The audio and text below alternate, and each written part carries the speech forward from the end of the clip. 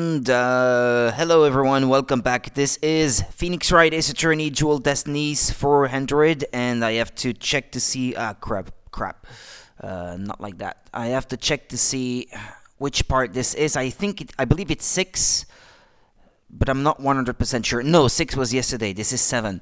Yeah, yesterday I couldn't stream much longer, and I kept getting distracted. Sorry about that, but I was just way too tired. I slept a lot since, so hopefully I'm able to play a lot more and more efficiently today. Let's keep going then. And I'm gonna turn off the volume of my TV here. Right, that should do it. Episode 3, trial day 1. Okay, that should be good, I think. Should do it. Yeah, I had stopped just as we were about to interrogate a new witness. Well, interrogate. To hear him out, shall we say.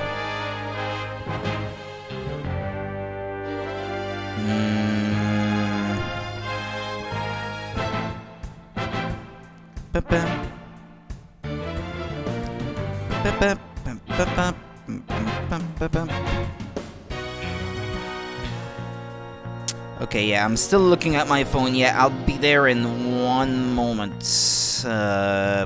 Please bear with me.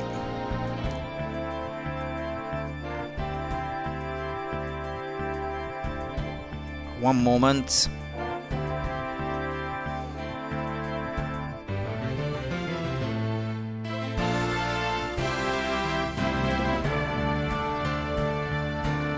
Okay, there we go.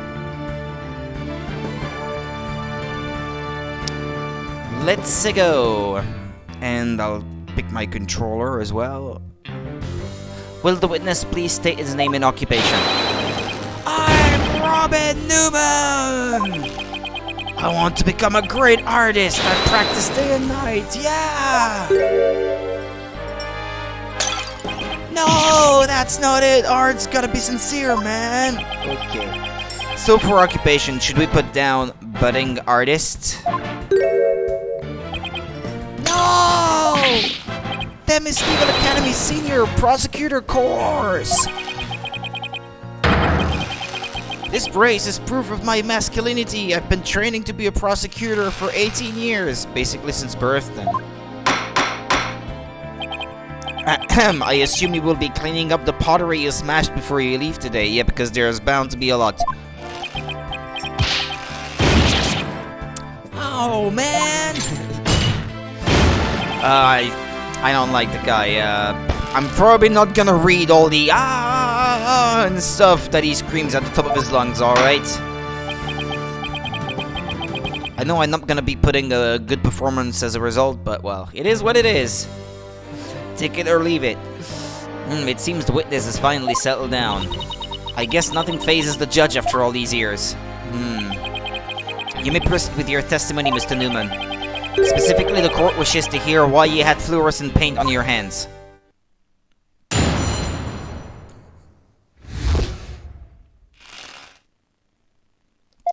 Why I touched the costume.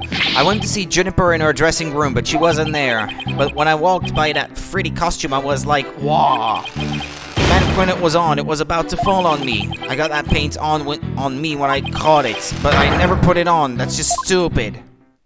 Hold it! Your Honor, I recommend a short therapy session for the witness. Well, Mr. Newman does seem particularly agitated, but... no. I'm not gonna scream, sorry, No. Not again. What's his problem? I sensed it the moment Robin took the stand. The discord in his heart. So you think he might be hiding something? Probably. You ready, Mr. Newman? Let's see what the mood matrix can do for you.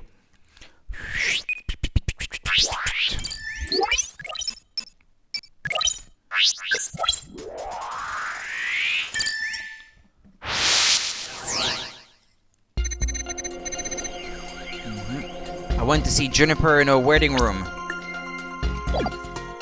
Yeah, I need to use the mouse for this section. But she wasn't there. When I walked by that pretty costume, I was like, wow. He liked it, but there's also surprise. Got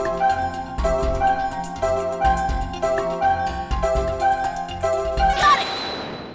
Happiness. When you mentioned the stage costume, I sensed a sudden powerful feeling of joy. Would you care to explain, Mr. Newman? Wait, what? Why would a Freddy scarf thing and a long skirt make me feel like that? I don't know, but you seem awfully interested in that costume for some reason. Because it's the costume that his loved one is supposed to wear or something. You didn't happen to put it on, did you? Like I'd be into that kind of thing. I'm a dude. I'm into braces, not dresses. Well, the fact that he is constantly compensating for a lack of masculinity might be a hint that he is actually into that sort of thing. You don't think Robin likes girls' clothes, do you? Maybe Robin is actually a chick, no? Robin, I guess it could be a... It could be a name that goes for both genders, no?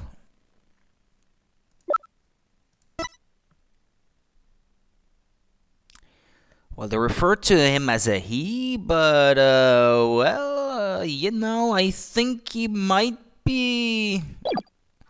Whatever he identifies as, alright, before anyone starts being like, oh, come on, isn't it obvious? You're enjoying this a bit too much, Nathana. Yeah, the think across his chest, that might be to flatten something that he doesn't want anyone to see or something. The mannequin came falling toward me, so I stuck out my hands to stop it. End of story. That's a new piece of information. Time to run an update.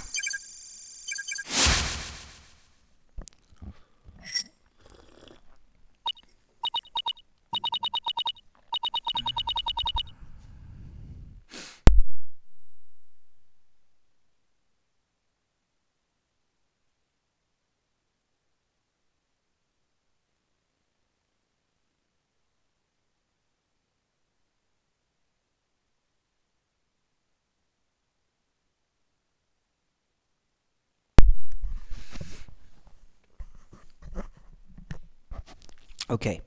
Even after that update, something just doesn't feel right there. Do I have anything that could prove a statement contradicts what really happened?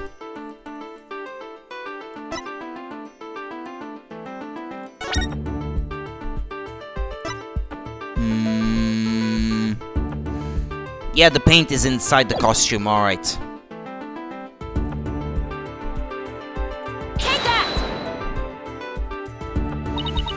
This piece of evidence clearly shows a contradiction in your statement, or, I don't like the way she phrased that. It sounds like, yeah. No way, man. The only contradiction that thing shows is your existence. Yeah, that was a generic response. I object to that statement. Okay, so maybe I should compare when he caught the mannequin against the evidence. If it's not this one... I know this one.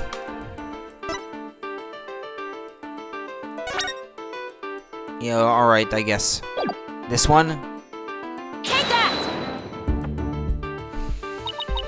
You said the mannequin came falling towards you, so you stuck your hands out to stop it. If so, then the fingers of your hands would have been pointing outward like this. But that's not what the handprints show. Or unless he was attracted by the boobs on the thing and he's actually really, a dude. In fact, this looks more like just your thumbs and the base of your palms. More like... Yeah. Yeah, well, no, I don't know. That's not really how you grope, I guess. Why in the world would I leave such weird handprints? You know why. You left them when you went to adjust the scarf after putting it on. Ah, yeah. Yeah, okay. Alright, yeah. That sort of makes sense. Just like the model in this drawing. Whoa! Why don't you just admit it, Mr. Newman? You did put the stage costume on, didn't you? And you really do like pretty clothes, don't you? Fine, I admit to putting the costume on, but... I don't like girly clothes, man! Yes, new information to plug in. Time for another update. I snuck in knowing the costume was in there. Yeah, alright. Ah. My heart was pounding even though I'm a guy. Got it. The sadness. You're really a girl, aren't you? There, another emotion that doesn't fit. So what? You're really starting to get on my nerves, man. Mr. Newman, you got excited when you put the costume on. But you also felt sad. Who cares if I felt sad? It's no big deal. It's possible that his parents, or her, or whatever, whatever pronoun you want to use, he, I guess, felt sad because maybe someone in his family is forcing him to be a dude. Maybe his father wanted a son and forced him to dress like a boy all his life or something. Wouldn't be a first in Japanese stuff. Okay, Mr. Newman, out with it. Why did you feel sad? You're hiding something, aren't you? Oh, no! You're not fooling anyone anymore. Now tell us why you're sad. Okay, fine. If you're gonna be that way, I'll tell you. The reason I felt sad is... No matter how much I dress up, I'll never be as pretty as Juniper. Well, no offense, but for one thing, he's a guy. And a real hothead at that. Don't be so sure. No, that's not it. I totally own those girly clothes. I should have been totally pretty. But there's something that keeps getting in my way. Wow, that's a whole lot of anger and raw emotion right there. Or maybe he's just a dude who wishes he was a girl, I don't know. We're about to find out anyway, a bit of patience.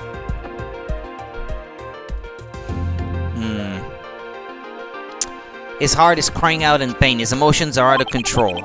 Out of control emotions. We saw those during the Ninetales Vale incidents, so all we have to do is find the source of his uncontrollable anger, right? Help me look for a conflict between his statements and the image we see.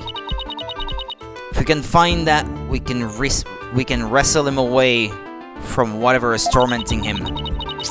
Mr. Newman said that there is something getting in the way of him being pretty. The brace. Hiding his chest, I say. Fine, I'll testify, man. Well, we're not getting anywhere fast, I guess. Anger.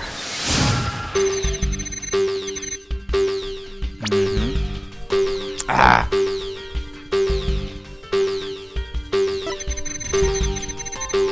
Probe.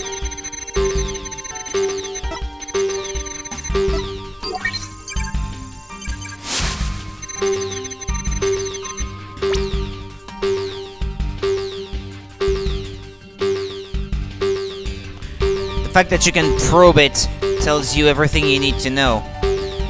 Got it! Got it! Mr. Newman, you felt a great deal of anger toward your brace, don't you? Is that what you feel is holding you back from being as pretty as you think you should be? Huh? Oh, what? Mr. Newman, the truth is, you really want to take that brace off, don't you? No way, man. This is a symbol of masculinity. I could never take it off. Is it that you can't take it off or that you don't want to take it off? Oh, man. I should have kept my big mouth shut. This is really weird. He exhibits intense anger towards his brace, which he calls a symbol of masculinity, but he can't take it off even when dressing like a girl. And why is he so interested in girls' clothes in the first place? I have a feeling we're on the verge of uncovering an earth-shattering secret. Athena, you okay? It seems Robin is still hiding a secret, a big one. Bigger than the fact that he likes to wear girls' clothes? Yes, at least I think so. No, it can't be. I just thought of something, but it's totally insane. Mr. Newman, there was this character in Urusei Yatsura that was kind of like it, but Ryunosuke. That was, I think. If I remember correctly, because it's been a while. I'm onto your little secret, and if I'm correct, it's not very little at all. It's huge. This sounds completely insane, but it's the only possibility left. You're a girl. Mr. Newman, or should I say, Miss Newman? You are and always have been a girl. What? Have you lost the plot, Athena? I'm completely serious. I don't have direct evidence. But that's what Robin's heart is shouting out loud and clear. Hold it! I still think you've totally lost it. I mean, Robin reeks of testosterone. How could he possibly be a she? You're dangerous territory right there. You know, you can't talk about these things anymore without offending someone. I, for one, have never seen a girl who shouts like a maniac all the time. Ooh, careful now!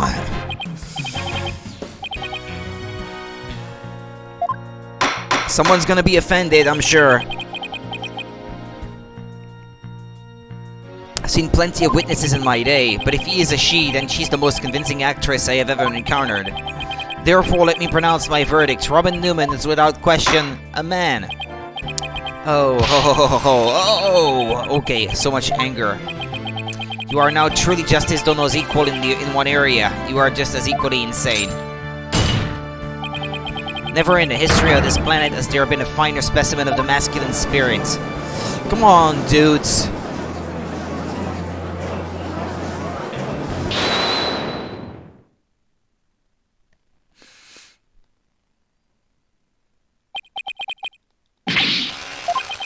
If you guys are done talking about me,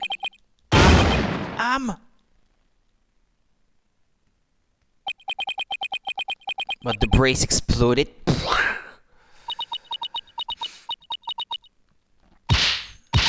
Hey, ha ha ha ha ha ha ha ha ha ha ha ha ha ha. We can't see anything.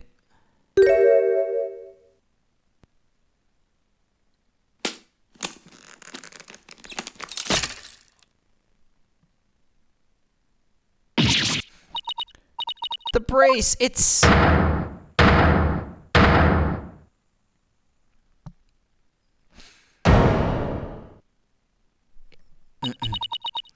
Miss Sykes, no, allow me to call you Athena. I wanted to keep this a secret at all costs. But no! No way!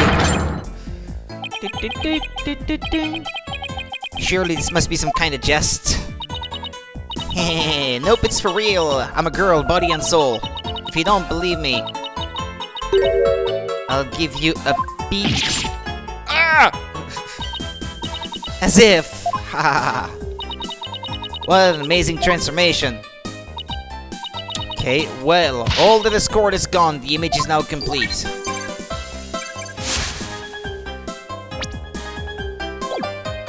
What? Because if she smiles, she's a girl, but otherwise, she couldn't be mistaken for a girl? What kind of logic is that?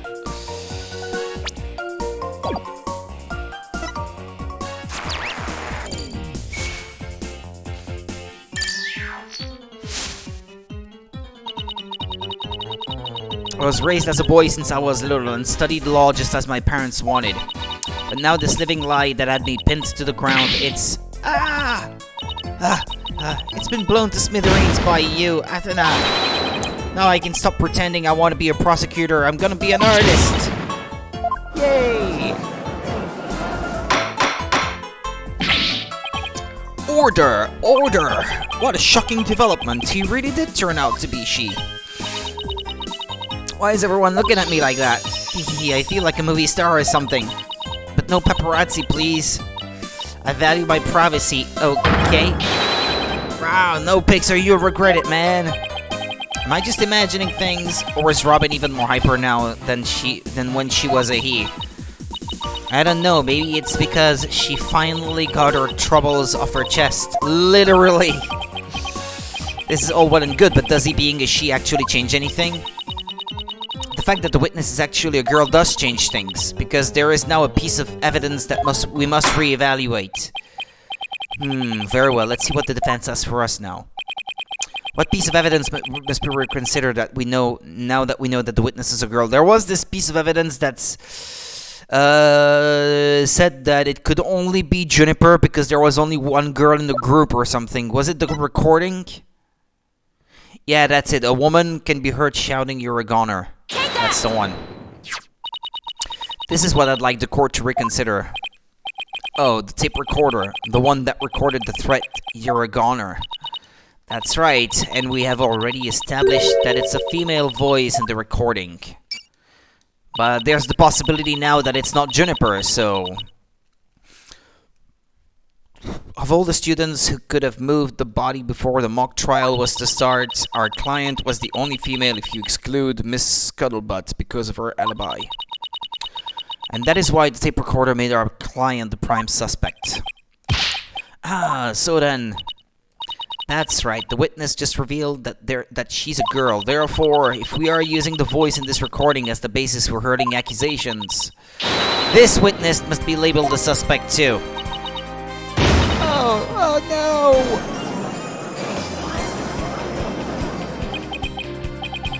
no! Wow, talk about a sudden turn of events. You've done it. You found a hole in one of the prosecution's key pieces of evidence.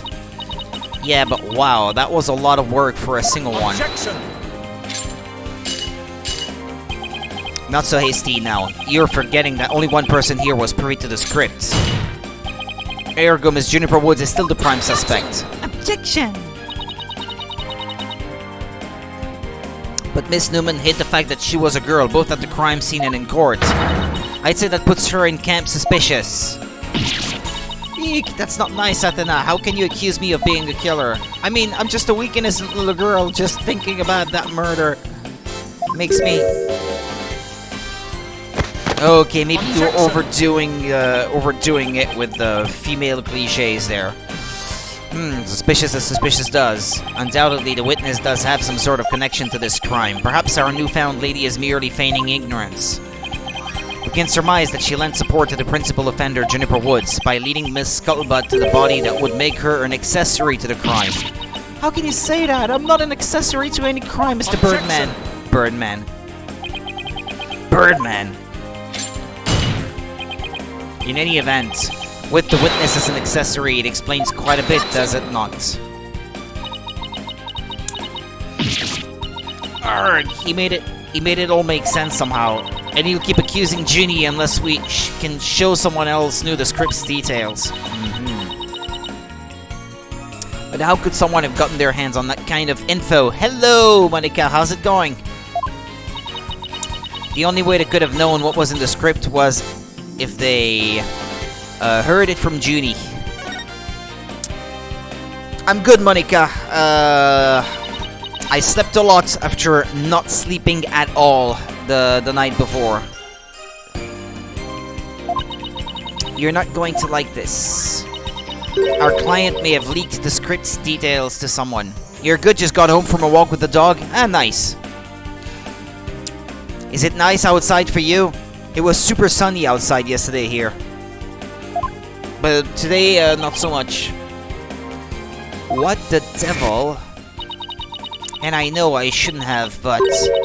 I revised the script to favor the prosecution, but Professor Courts noticed it immediately and changed it back. Miss Woods did not want Hugh O'Connor to mock the trial, to win the mock trial. Yeah. I've started walking her at least once a day, trying to do more, of course.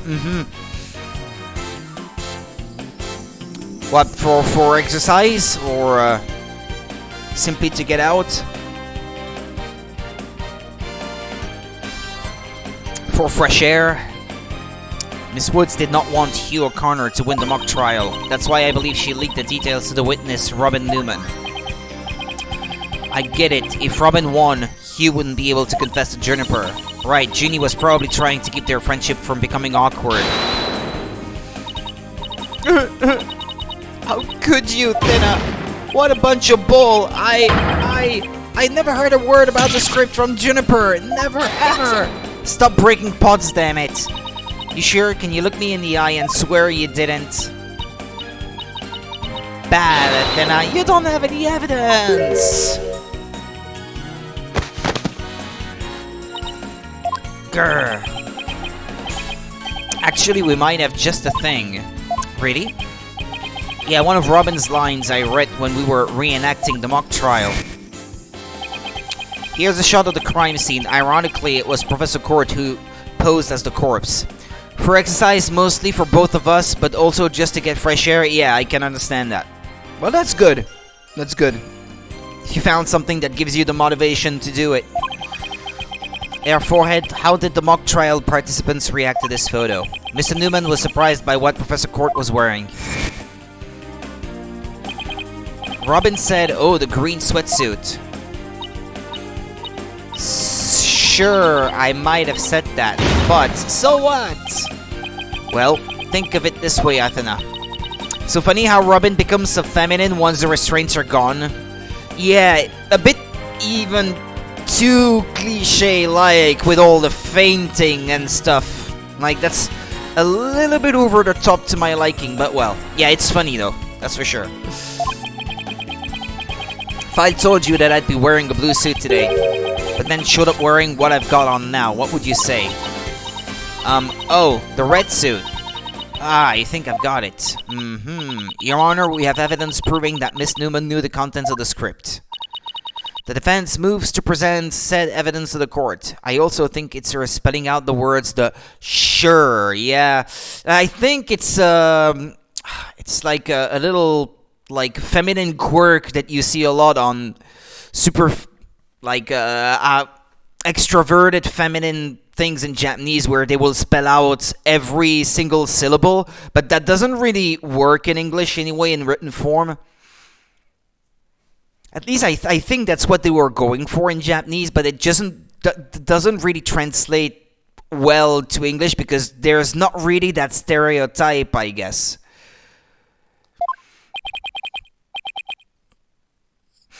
Very well, Miss Sykes. Present away.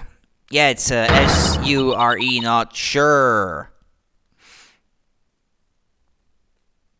This evidence proves that Miss Newman had prior knowledge of the script's content. Whoops. Which one?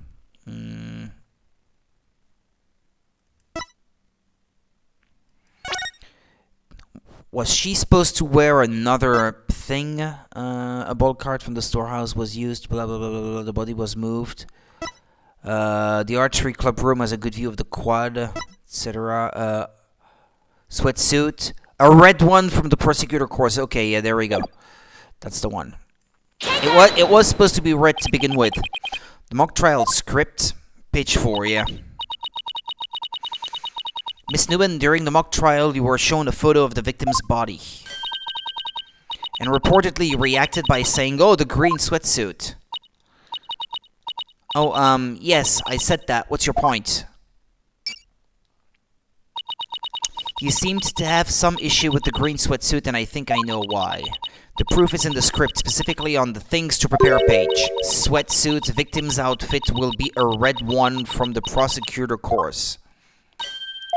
Like yours, you were surprised because the sweatsuit in the photo was green. But if you didn't know about the script's content, then that shouldn't have surprised you. No! I thought we were friends, Athena. How could I have been so blind? In light of her privileged knowledge, I move to declare Miss Newman a suspect, Your Honor. You what?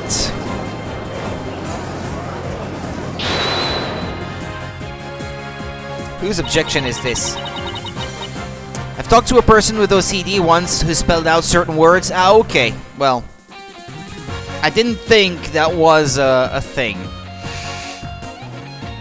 If knowing script details makes me a suspect, then there must be others besides me. I mean, someone else could have also seen Professor Court's note. Note? What note?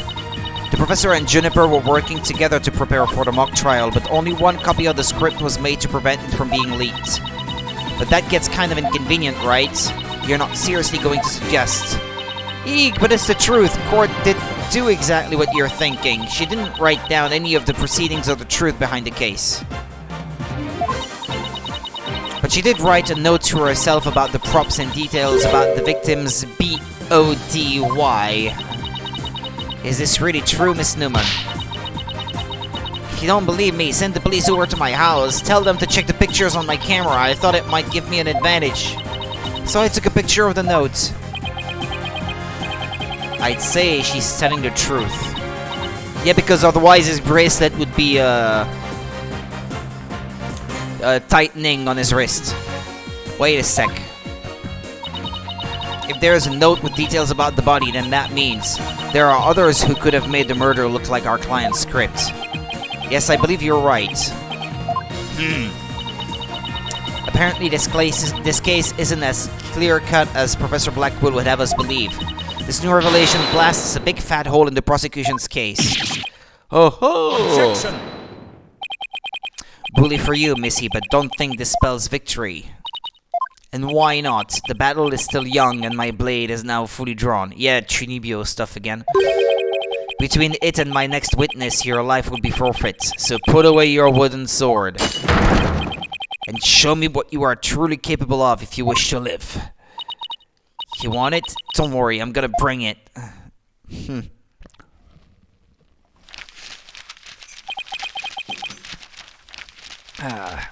O'Connor. I already said I want nothing to do with this trial. How juvenile. It is not a matter of what you want, for you will cooperate, Hugh O'Connor. Prosecutor Blackquill, why have you called this witness? You will recall that the day before the mock trial, in short, the day of the murder, the accused testified that she left for home at around 6 p.m. Yes, my notes here do confirm that fact. Right, our client wasn't at school at the estimated time of death, so she couldn't be.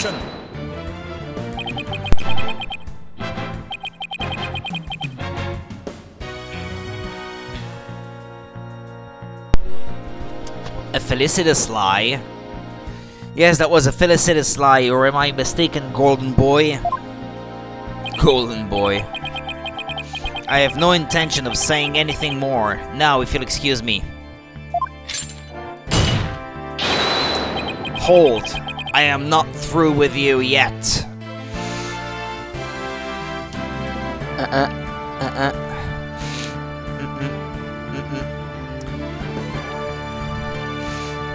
Alright. It seems the rogue prosecutor has it out for me. Leave, and we just might discuss you-know-what. No, wait. Hey, he's not a girl too, is he? Nah, I don't think so. One little statement and Mr. Cool loses it? What's that all about? Mr. Cool loses it. I changed my mind. I'll stay and testify. Are you sure, Mr. O'Connor? The word of a genius is as good as gold. Let's get on with this. Hugh O'Connor, a senior at Themis Legal Academy, lawyer course. How's that? Just fine. Your testimony then, if you please. You're up against the top of the class now. I'd be careful if I were you. I know Jeannie would never like that. That pompous schoolboy won't know what hit him.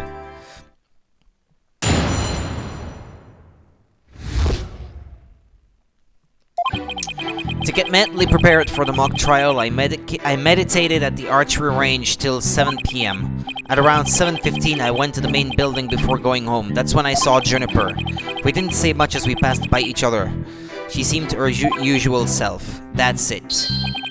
Anything else you'd like to ask? That is quite enough. Well done, Golden Boy. The final bell rings at 7 p.m., at which point the campus is a desolate place. Now you will recall the tape recorder. We know the time of the voice recording. It was 7:10 p.m. The day before the mock trial. That was the dark hour of this heinous crime. Do you have any proof of that? As its final bell, this school plays a special broadcast when the clock strikes 7. Ah, okay. The female voice on the tape appears 10 minutes after that broadcast. The killer waited until the school was empty to spring her devious and deadly trap. Okay. Ah, okay. So when the witness saw the defendants, that would have been... Indeed, it was 5 minutes after the voice was captured on tape in the art room. Ergo, we know that the accused was still in the main building even after the killing. So the time of the murder and the time of when the body was moved. Great, another inconvenient testimony. Oh, because the prosecution knows how to prepare them, I guess. Miss Sykes, your cross-examination, please.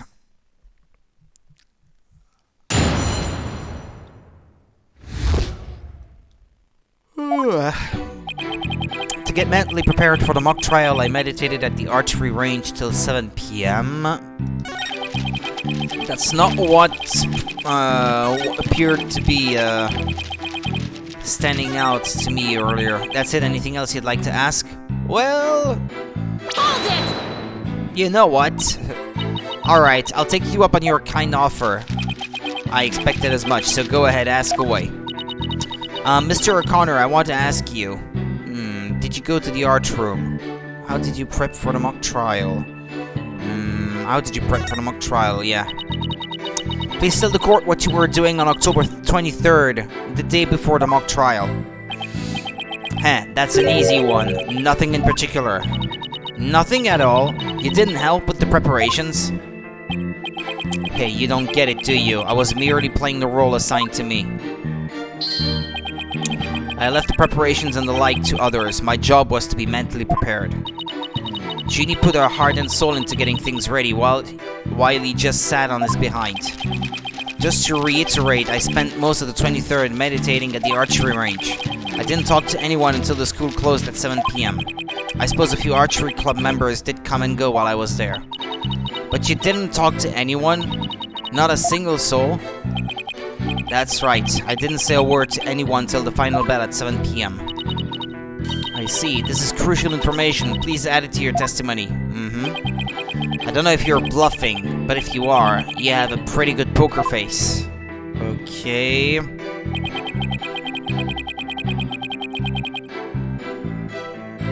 And now? Where is it? No, it's this one. It's this one. I think, meet with you about that report yesterday.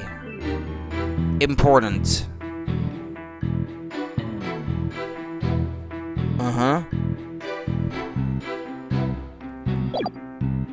Yeah, this one.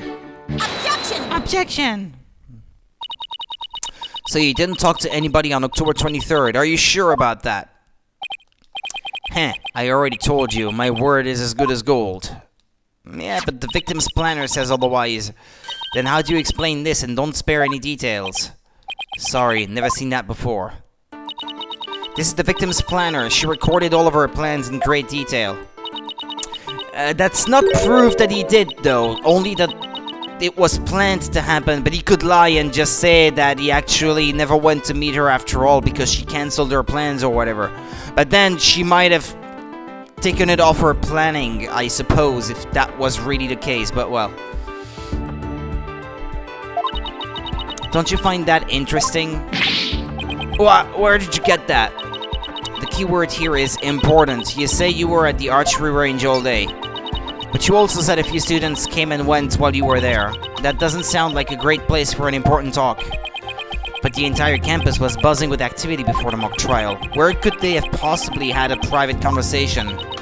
Yeah, because it's impossible to find an empty room or something that you can lock to have a private conversation, no. I thought about that too, but the situation changes after the last bell. What's this now?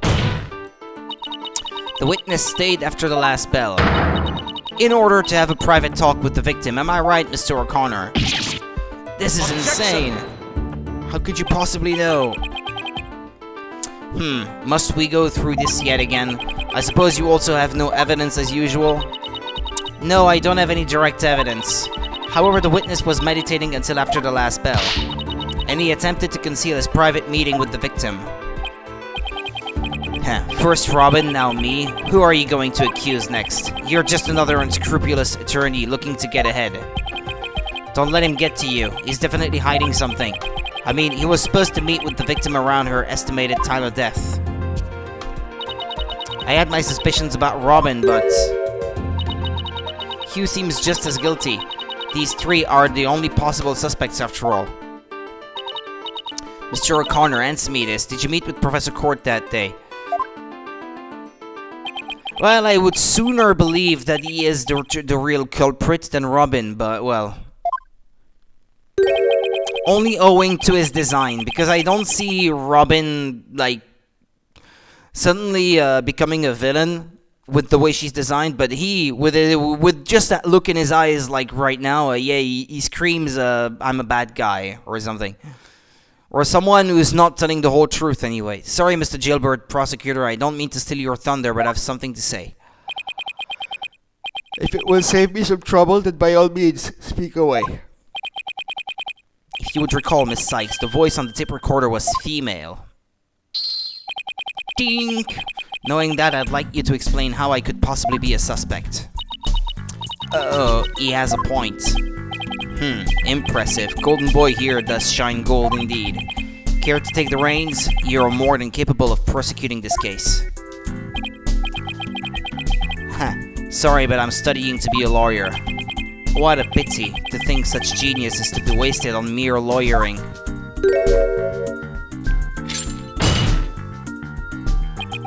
At last, your moment is here, Sykes Dono. Time to refute Golden Boy's statement and prove that you're the young prodigy worthy of the badge on your label. Could you lay any more pressure on? The voice is unmistakably female, so there's no point in arguing about that. Yeah, you're right. In which case, to whom does the voice on the tape really belong to? Maybe the victim.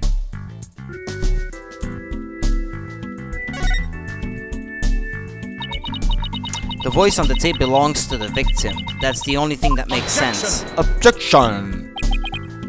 Are you mad? The voice on the recording says you're a goner. That is something a murderer shouts at their victim, not the other way around. Yeah, that is a problem. You're a goner. You're a goner. You're a goner. Athena? You're a goner. You a goner? Hugh a corner? Yeah, it could have been Hugh. That's his name. And something else. Hugh O'Connor. Ah, yeah, but yeah, that's his full name. Yeah, okay. That could have been misheard, I guess. Yeah, it's not completely, far-fetched. Wow, Athena, you're scaring me here. You're scared? I'm terrified for even coming up with this. With what? Professor Blackwell, you wanted to know if I am worthy of my badge? Well, I'm about to show you why. Despite my age, I'm able to proudly wear this at all. Oh, then can I take it you won't be changing your argument? Still, it stands that it's a bit odd for the victim to be the one yelling you're a goner. Athena doing real brain gymnastics. I agree, if that's what the victim was saying, but it's not. I assume you have something to back up your assertion, Miss Sykes. Not exactly, but you don't have to add fuel to his fire, Your Honor. If it is indeed Professor Cord's voice on the tape, then she was shouting because she was, scolding O'Connor? Maybe. Yeah. She's a teacher. She could be scolding a student. I would like to call one basic fact into question. Is that shout on the tape really saying you're a goner? What are you up to now, Athena? Professor Cord's planner says she was supposed to meet with the witness for an important talk. Perhaps our witness, despite being a genius, had done something wrong. And this made Professor Cord get angry with him during their private meeting. I don't see how this changes what we heard on the tape. Yeah, well, I guess the voice could have been distorted a little bit. It is a tape recorder, after all. It's not like digital or anything. It would be analog. Unless, yeah, there are digital tapes, but who uses that? Isn't this supposed to be like in the near future or something? So, well, I don't know. These haven't existed for very long anyway, and were prohibitively expensive. Well, if you want to see how it changes things, then let's try a little experiment. Your Honor, I want you to yell at the witness as if you're mad at him. Yeah, actually, the tape recorder, what does it look like? Does it look like something even remotely modern? Nah, it's a Philips tape. That's a Philips style tape. So, nope, cassette. No, that's not digital. That's completely analog. But, and this is important, use his full name. Okay, let's see. Hugh O'Connor. Heh. What did I do to deserve that? Yes, like that. Now try again. Hugh O'Connor. Hugh O'Connor. Hugh O'Connor. Hugh O'Connor. Yeah, Hugh O'Connor. Hugh O'Connor. Wait a second. No, this can't be. Objection! You think I'd spend the energy to lead you this far if it wasn't true? But it is, Your Honor. Humans are not perfect. That's scientific fact. Okay. Science has proven humans are not perfect, I guess. That's what she said. Apparently, it's already been proven. We sometimes make mistakes. We sometimes mistake shadows for monsters or the wind for voices. Now that you mention it, you can do this, Athena. Just give the old guy one more little push. The voice on the tape recorder never was Hugh O'Connor. That's only what we thought we heard, when in fact, it was a witness getting yelled at. The court will note that this is different from the selective hearing men are so good at. Excuse me! I feel deeply offended. I think you're right, but what was that last part again? Never mind, the important thing is that the voice that was recorded isn't our client's. And since it was the victim scolding the witness, he must now join the list of suspects.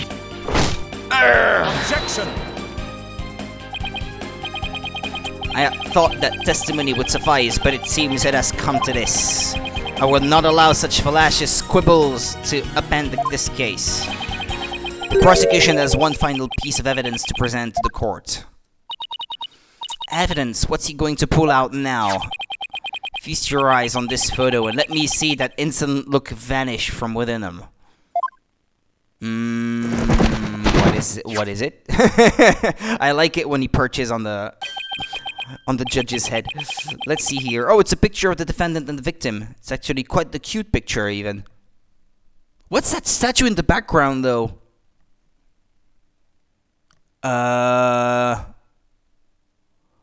What is that? I don't even know where to start. What's that supposed to represent? Is that supposed to be her? I don't know. Let's see here. Oh, it's a picture of the defendant and the victim. Yeah. Well, they do look cute.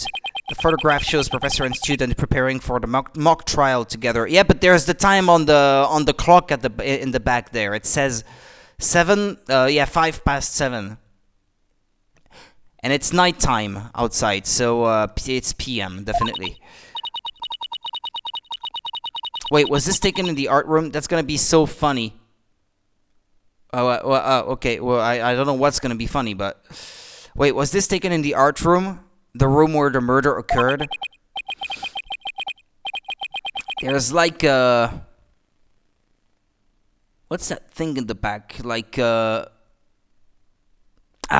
how do you call that in English? I don't have the word anymore.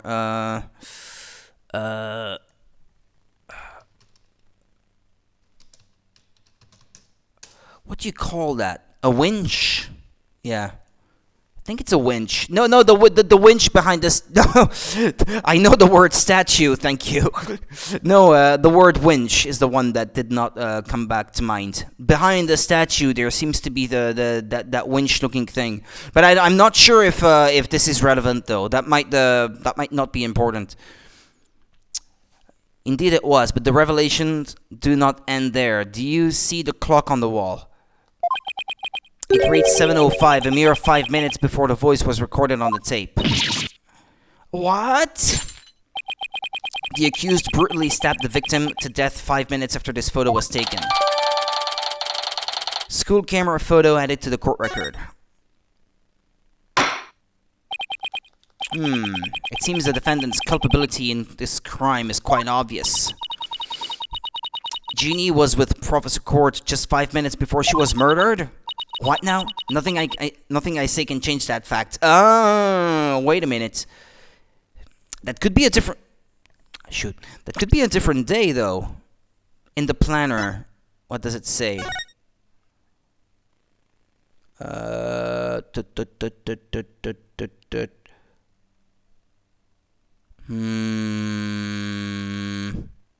What if it was a different day? Do we have proof that it is on that day?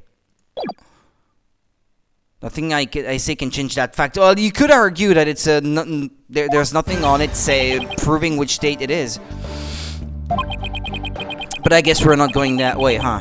You can believe in your clients all you wish, but try as you might, such misplaced faith will inevitably be cut down before the cruel, steely blade of truth. Ah. Listen, Missy, the person you'd like to save more than anyone else in the world, I'd be willing to wager that your defense isn't what they desire. But I became a lawyer so I could. You still fail to understand after so much pain and defeat. The courts are not the play yards of little children dressed as lawyers. So before you break your back in failure, run along home and grow up. Grrr. Ah. If he thinks I'm giving up now, he's not. He's got another thing coming. You've got another thing coming. Judas Priest. I have to find my inner strength if I ever hope to save him. But I can't think of any way to strike back. The worst of times are when lawyers have to force their biggest smiles. That's impossible. How could I smile under these circumstances, even if I forced it? This is badder than bad. Who knew Black Quill had that one waiting in the wings? Why didn't that twisted samurai just present it at the beginning? Wait, maybe this was his real plan. Was he just trying to show me how weak and powerless I am? Maybe he's right, because I really haven't got a clue. Who's the real killer? Who murdered Professor Constance Court? Robin Newman, a girl who had been forced to live a lie as a guy? Or was it Hugh O'Connor, the honor student who had met with Professor Court? There seems to be little reason to debate the defendant's guilt any longer. The time for a verdict has come.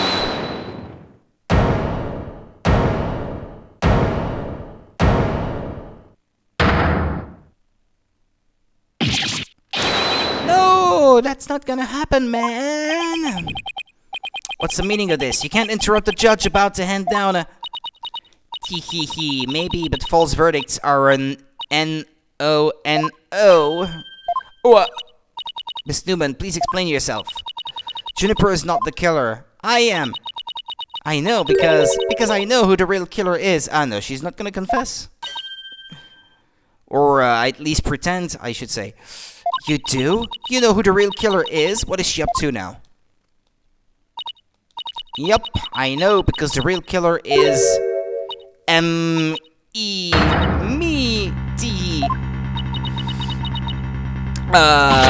What? It was me! I did it alone, just me! I don't get it. Why is she confessing? Miss Newman was witnessed near the stage. There is even a related photo of her. The more I think about it, the more suspicious she seems. Robin Newman isn't the kind of guy who pins the blame on friends. Just so he can walk free. Get it over with. Declare me guilty already. Hugh O'Connor is gonna confess too. I know, Juniper. Please wait. Juniper, what are you doing? Thank you for all you've done, Tena, but you'll have to forgive me. I can't let my friends take the blame any longer. It's kind of sinister, the black school uniform, I find. It looks like she's mourning someone or something. It looks like a mourning outfit. Don't do it. Hugh and Robin have done nothing wrong. They have absolutely no connection to this case. The real killer is me. I alone am responsible for the entire crime. What? Jeannie, you know that's not true. Hurry up and retract your statement. I'm afraid it is true. Forgive me, Tena.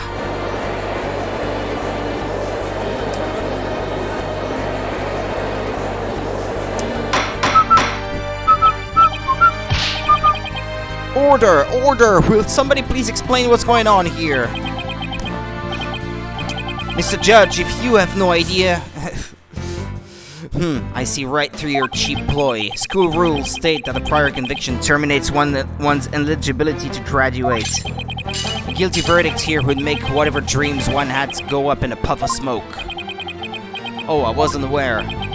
Even meek little mice will fight when cornered. A pitiful spectacle, I might add. These vermin are trying to protect each other now that they've nowhere else to run. Protect each other? Wait. So was Robin just trying to protect Junie too? Well, yeah, duh. If so, then the real killer is... I'd say it's the one who... did not confess? Or is he gonna confess too? Hey, this whole thing's a joke. Uh-oh. Now it's Hugh's turn. But what? What is wrong with kids these days? Highly quotable, isn't it? What's going on with kids these days? I know what just crossed your mind, Miss Sykes. Uh-oh. You think I'm the killer, don't you? Wow, he really is a genius. He even knows what you're thinking. Heh, I think it's about time I told you the truth, and I'll even get right to the point. It was me. I did it. Wait. What?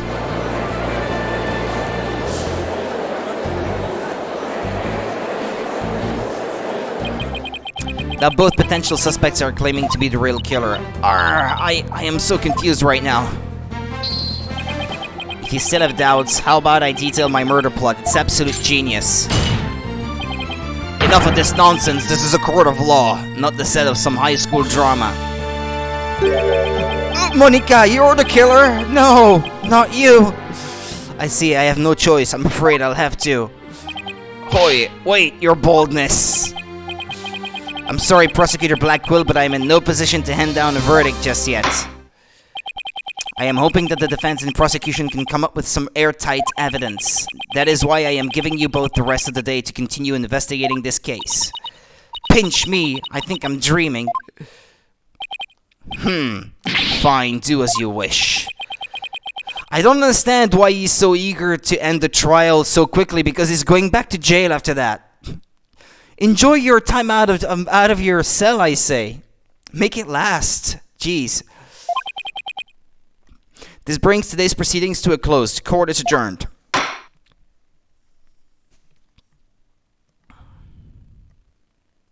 To be continued. Ah, yes. I would like to save.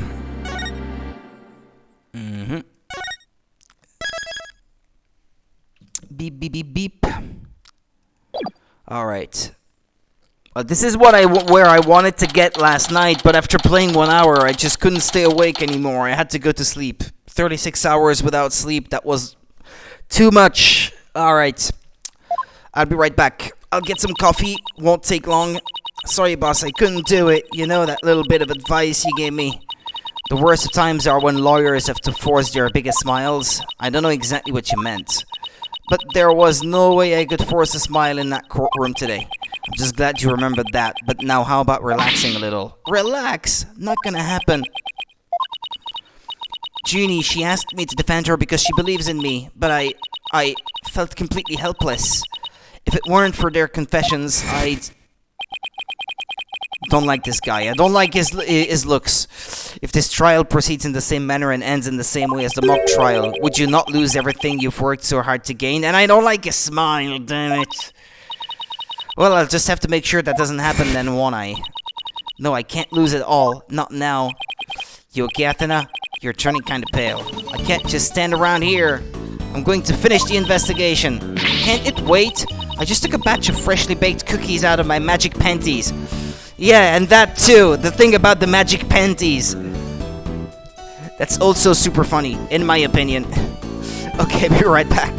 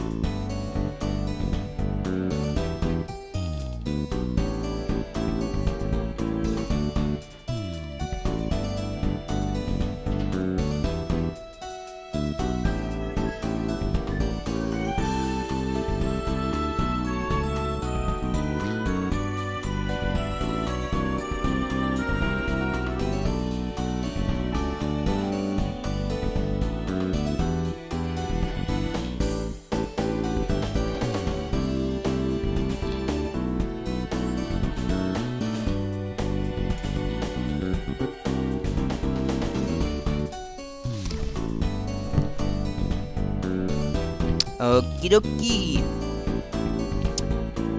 I really like the character of Trucy. She's a lot of fun, but you don't see enough of her, I think, in this game. Thanks, but I'd better get going. Save you one for when I get back. Yeah, that Penty flavored cookie. Apollo, you wait here. I need to see Junie at the detention center first, right away. No, wait, I'm going with you. Sorry, Mr. Wright, but I'd better go too. No problem, you too, be careful.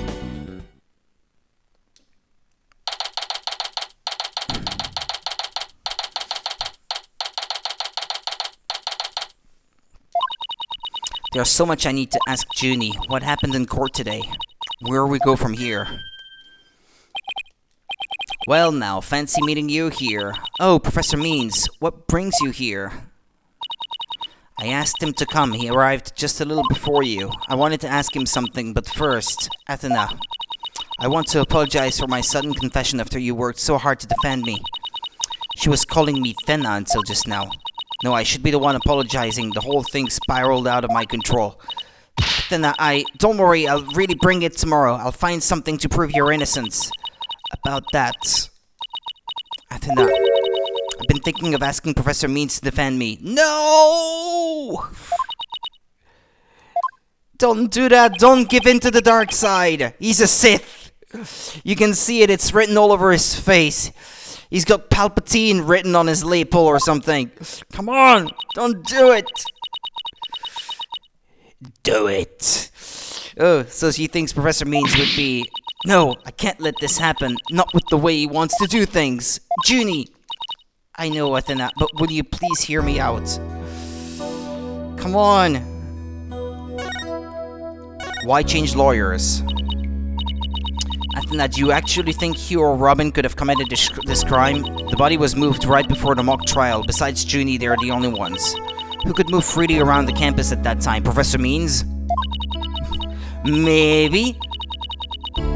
You know, he might just let you get convicted on purpose if you ask him to defend you. If it's really him, because he's not about to go to jail. I don't think so. I'm sorry, Junie, but at this point I can't rule them out. I was afraid you'd say that. Juniper is seeking a lawyer who can clear all three of their names. Only I am capable of such a feat. Well, I suppose you would fabricate evidence if it came to it. But how can you possibly prove that all three of them are innocent? I am a result-oriented person. Come tomorrow, I won't fail to have the perfect piece of evidence ready. Yeah. For the end really does justify the means, especially for me, Professor Aristotle Means. I really don't like the sound of that. I'm sorry, but just as you believe I'm innocent, I believe that my friends are innocent too.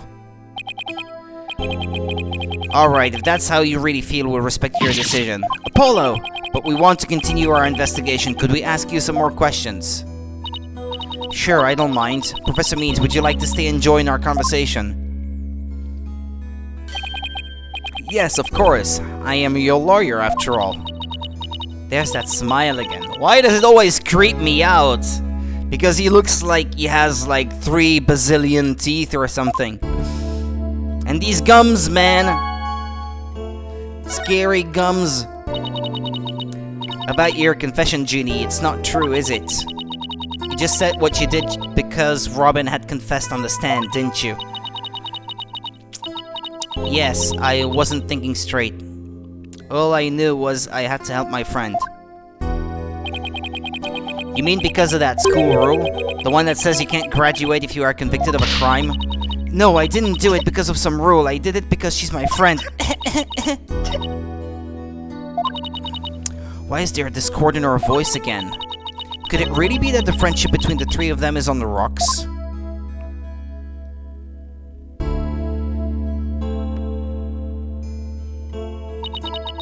There's more here than meets the eye. Yeah, actually, what if Robin actually has the hots for Hugh, and Hugh for Juniper, and Juniper is like in the middle of it or something, and she knows it? I don't know. There are no signs from Robin towards Hugh, I guess. When did you three first become friends? Well, even though we were in different courses, we really bonded from the first day at school. We vowed to work together to bring an end to the dark age of the law. That was when our proof of friendship came about. Proof of friendship? There's that proof of friendship thing again. I just wish this were as simple as that. Heh, we even have proof of our friendship. Yeah, as long as our friendship lasts, you can bet we'll be carrying them around.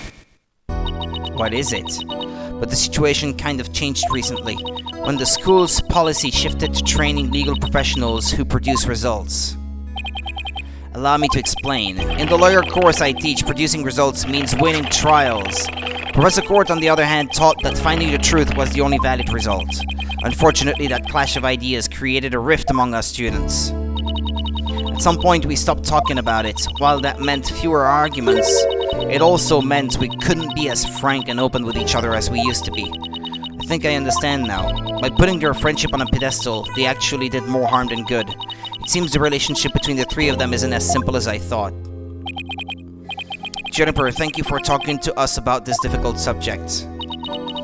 Yeah, thanks, Junie. Now if you could tell us about the day of the murder.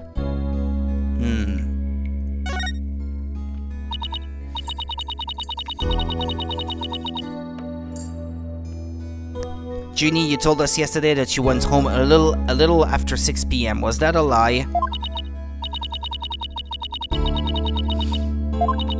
I'm sorry I didn't tell you this before, but what actually happened was I left the art room a little after 6 p.m. and headed over to my dressing room where I worked on my stage costume until 7. That's it? You didn't go anywhere else? No, nowhere else. If that really were it, then there would be no reason to lie in the first place. She's gotta be hiding something else. Junie, do you remember this picture? Yes, but something's wrong here. Wrong? What's wrong? I took this picture at around 6, which was before I'd left the art room. But the clock here says it's just after 7.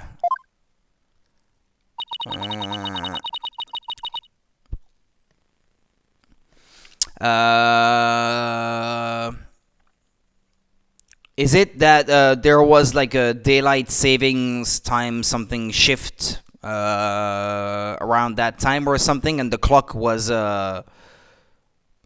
not set back 1 hour like it should have been? If it's ahead by 1 hour, that would make perfectly sense. It's around that time of the year that we shift clocks back 1 hour, so isn't it? I think. No?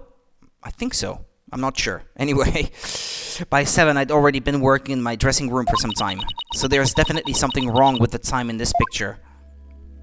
I guess we'd better go check the art room. Okay, just one last question about the day of the murder. Encountering O'Connor.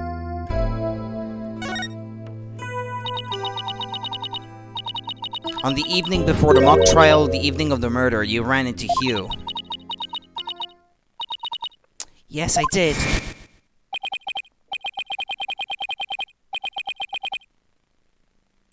No, it couldn't. That couldn't have been it, I guess, because it's not the last Sunday of October. It couldn't have been. It's too early in the month, I think, for it to be the case. So I can forget about that idea. I think it's the 23rd. They said no, that's not possible. There are 30 days in October. No, that can't be then. At around 7:15, I went to the main building before going home. That's when I saw Juniper. We didn't say much as we passed by each other. She seemed her usual self. That's it. Anything else you'd like to ask?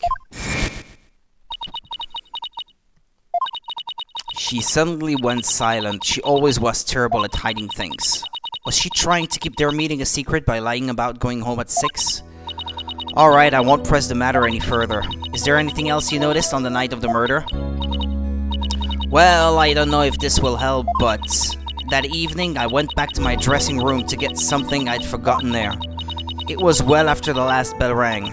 I'd say maybe around 8:30. Around 8:30, huh? That's over an hour after when the crime supposedly took place. That's when I noticed that both stage statues were finished. They were quite large and they were each covered with a white sheet, but I could tell. It made me happy to think that after all that hard work, they were finally finished. Oh, right, the statues that Robin made, so they were covered in white sheets. Cuff, cuff, cuff. Junie, are you okay? Cuff, sorry. I'm a little tired, that's all.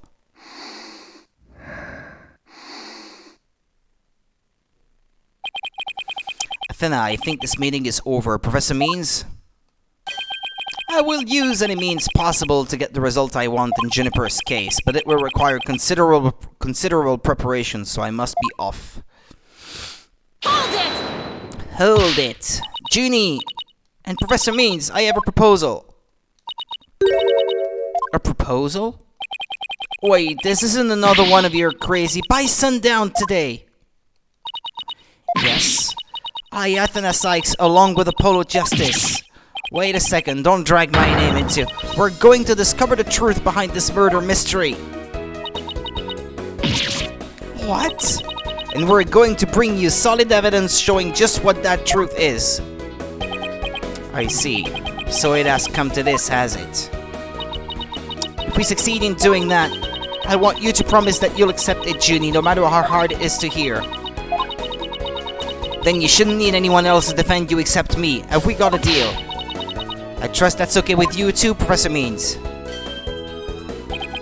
I have no objections as long as Juniper is satisfied with this arrangement. Okay, but only if it's the real truth. I'm sorry to put you through this, Athena. But thank you. I've been thinking only of myself this whole time. Junie, it's way too early to thank me, but you can thank me all you want once I get to the bottom of this. Very well, I will see you back here at sundown. Sorry for all the trouble, Professor. It's just, she's new to the agency, so... Don't be silly. I find it all rather thrilling. Now let us meet here again later. If you'll excuse me, I'd better go. Okay, see you later. I don't even understand why she says something like, I'd better go. Like what, go back to your cell? But if this trial proceeds in the same manner and ends in the same way as the mock trial, would you not lose everything you've worked so hard to gain? Alright, this is no time to be thinking about that. I've got an investigation to do. I will find the truth by sundown, no matter what. Any ideas? Only the 3 mock trial participants could have moved the body before it started. I'm not so sure! That's why the killer must be Robin, Hugh, or Juniper. Right, and that means at least one of them is lying. To make matters worse, I have a feeling each one of them is hiding some sort of secret. We'll have to bring it all to light. I'm not looking forward to it, but it has to be done. If it's one of those 3, I'd say it's Hugh. But I think there's still a possibility that it's Professor Means. Today's trial focused on the day of the crime and the actions of those involved. Yeah, like when the voice was recorded and who went to the art room and went. If we analyze the info we have, we should be able to ID the killer. There's no lead in these legs. I've been training for a day like this. Okay, on my mark. Ready, set, no running for me. I'm done trying to keep up with you.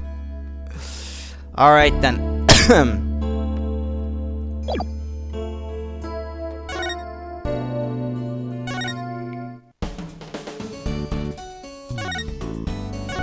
Any ideas, Trucy?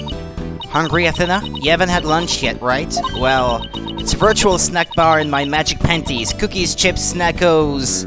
You name it. Snackos? That's not the most appetizing place to keep snacks. You know, I'm not really that hungry anymore. I'll just have some juice from the fridge. Great, I've been waiting to have you try drinking from my magic panties.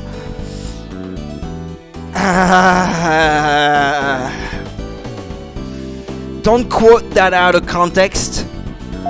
Yikes. That's even worse. Maybe next time. I'm really busy with the investigation and all. Oh, you are? Well, when you get back, I'll have all sorts of things ready for you in my magic panties. Stop talking about your magic panties. Just the very thought of it. Just the very thought is making me shudder. Magic panties. I saw your debut fight, Athena. You looked like an old pro out there. I wasn't nearly that good, but thanks. Oh, come on. You'd put a pit bull to shame. You sunk your teeth in and never let go. Sure. You exploited your opponent's faults and you split hairs like there was no tomorrow. Okay. It was amazing. I can't tell you the last time I was on the edge of my seat for a whole fight. Right. Trial equals boxing match equals trial.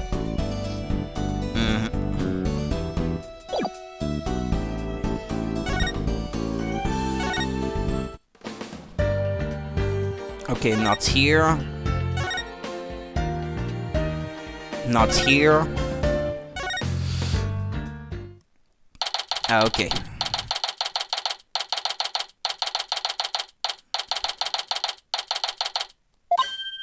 Ah. Who is it? Miss Scuttlebutt. Is it my imagination or did something just move? Ah, it's him again. Afternoon, you two. Prosecutor Gavin, what are you doing here? Don't you think sneaking onto campus like this is just slightly suspicious? I'll have you know I'm continuing my investigation in the strictest of confidence. I don't want to be caught napping again at tomorrow's trial, and that means a thorough investigation today. Think you can lend us a hand? Oh yeah, come with us. I'm not one to refuse a damsel in distress, but you needn't have asked, Fraulein. I'd intended to help from the start. You're the best, Prosecutor Gavin. Okay, time for a thorough investigation. I bet we missed lots of stuff yesterday.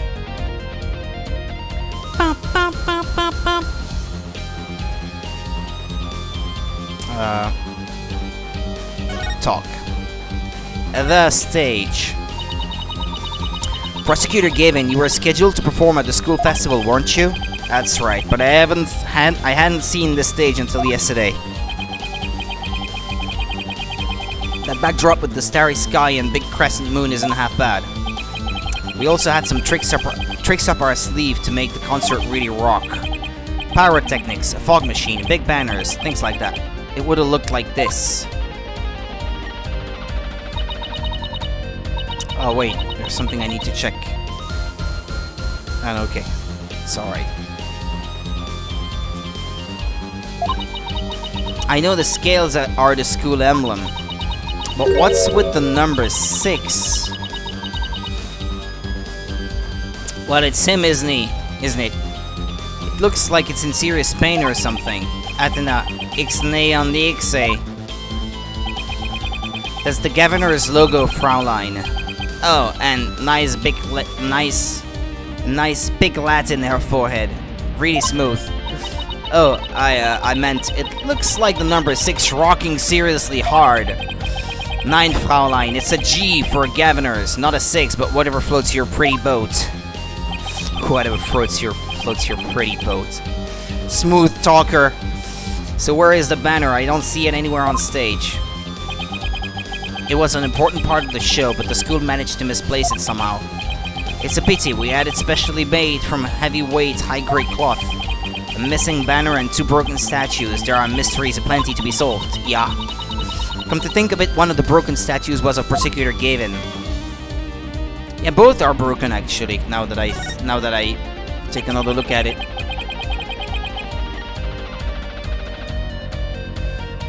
As you can see here in the stage plans. Right here we have the statue of me. And right here, Herr Wright's statue. That's kind of hard to say. But little does that matter now, as we both lie in pieces thanks to you. Herr Forehead. What did I ever do to you? Actually, the statue broke into rather large pieces. Why don't we try to put it back together? Maybe we'll learn something new. Picking up pieces of a shattered rock star. Achtung, that's one uber cool idea.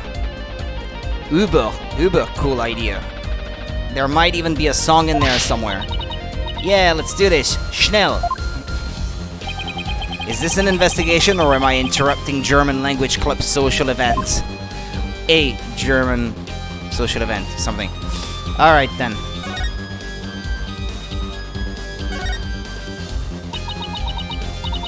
I don't know, this is fine for a rock concert, but the nighttime sky as backdrop for a courtroom. Personally, I think it's breathtaking. Hey! This is what we can see at the back of the photo. No?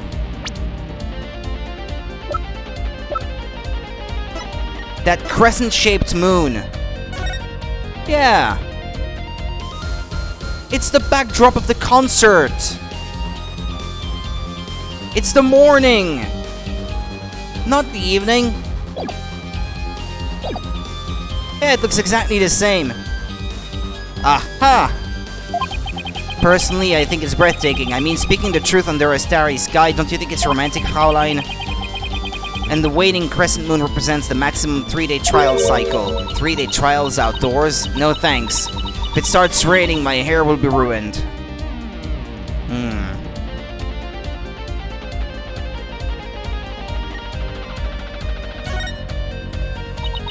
It's a bit too far away to get a good look. Maybe we should try a different angle. Ah, yeah. Yeah, I forgot I could do that, actually. The other statue Robin made. It's been smashed to bits. If there were some larger pieces, we might be able to put this one back together too. Yeah, but all I see are itty-bitty ones. I wonder what Mr. Wright would think. If he knew we put Prosecutor Gavin's statue back together but left his like this. We could always come back to it after the case is solved. I'll help you fix it.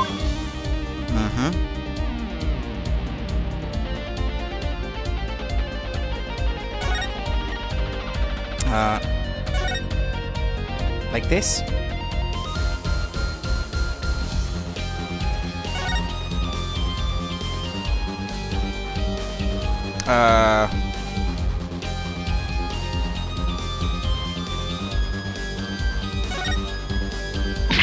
Can we fix it?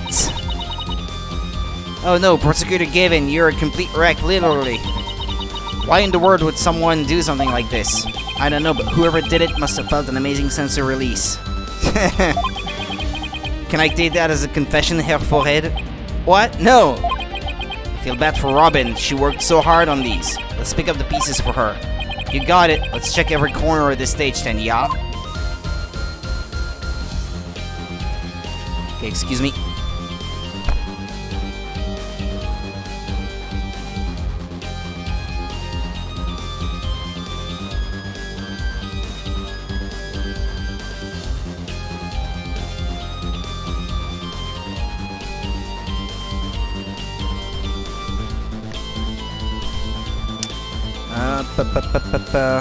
My controller.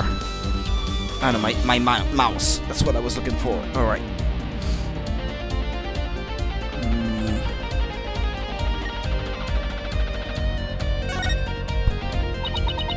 It's a copy of the school paper with that story about the alleged love triangle. I wonder if people really waste their time reading this stuff. It's more popular than you think. What was that? I thought I heard something just now. You're just hearing things. It was nothing more than your ears playing tricks on you. Yeah, true. That reminds me that she's around, actually. That might be what I have to focus on.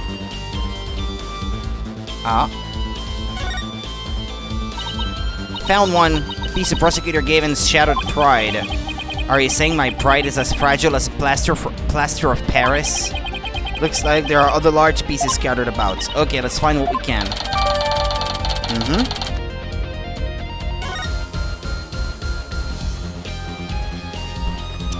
So I really do have to find them all then.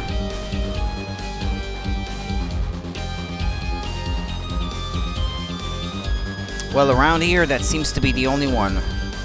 Or this one? This one is a part of it? Found another piece of the statue, but there should still be some more. Let's leave no stone unturned. Ha ha ha ha.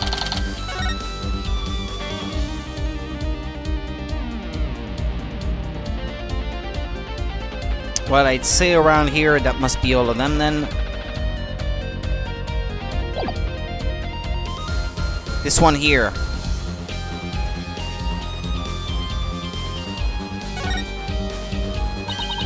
Found another piece of the statue, but there should still be some more.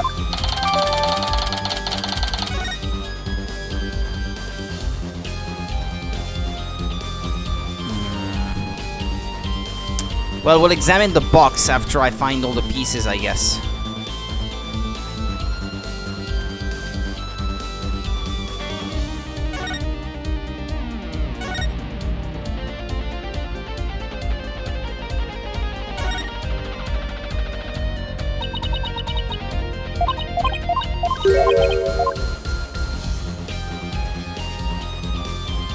Ah, this one. There we go. Found another piece of the statue. There should still be some more. Well.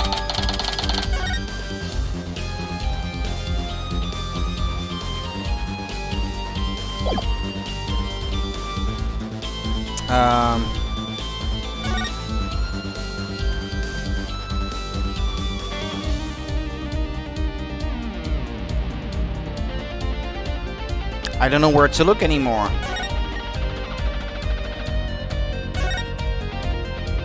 Or is there an angle I haven't really checked yet?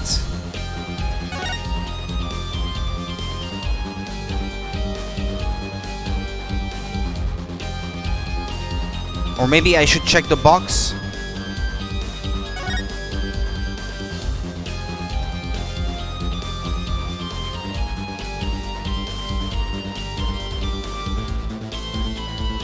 Because right now I can't see any other fragments. There is even a prosecutor's bench here on the stage. Ah, the memories, Fraulein. As a former rock star and a prosecutor, the prosecutor's bench has taught me much about human emotions, passion, and fight. I can picture it now. You with your silvery singing voice and the polo sweating bullets. Hey, how about picturing me winning once in a while?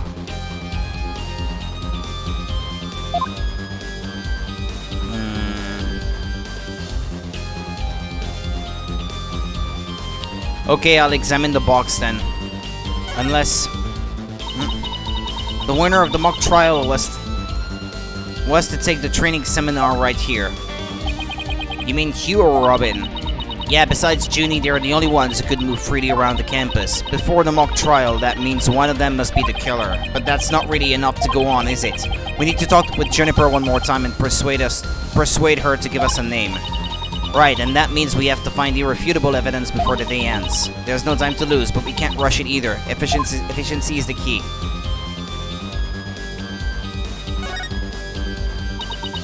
Wait, you don't think this weird box here is... Hands off. I knew it, I'd know that voice anywhere. Let's just ignore it, I mean, it made its wishes loud and clear. So this is the future cardboard box technology has afforded us, huh?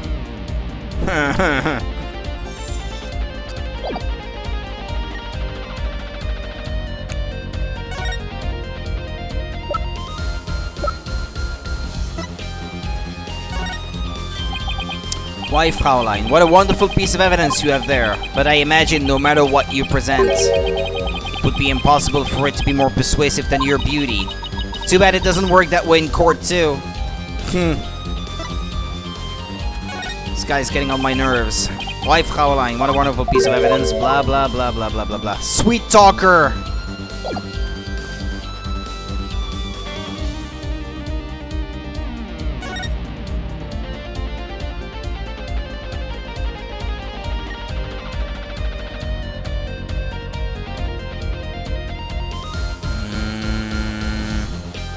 The witness stand?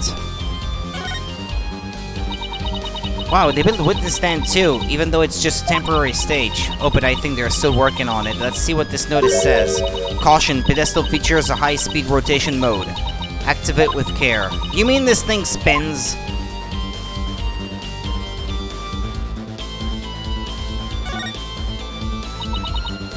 '67th? Wow, the school festival goes way back. Oh look, the text on this sign isn't written, it's embroidered. And there's a warning in even smaller embroidery. Embroidered sign, lovingly crafted by the Handicrafts Club. Keep dry. The sign is outside. What happens if it rains?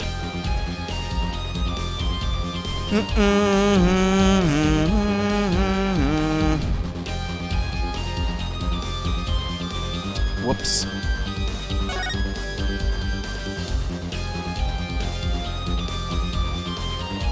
Have I looked at everything?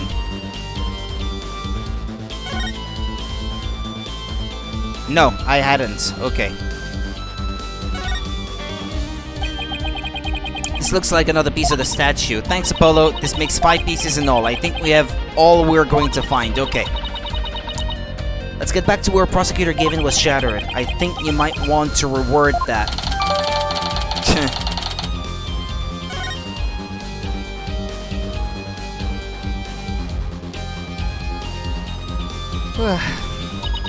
Well, I don't see any other big pieces lying around. Yeah, let's see if we can put this statue back together. Alright, Apollo, you come over here, and Prosecutor Gavin, if you could hold this.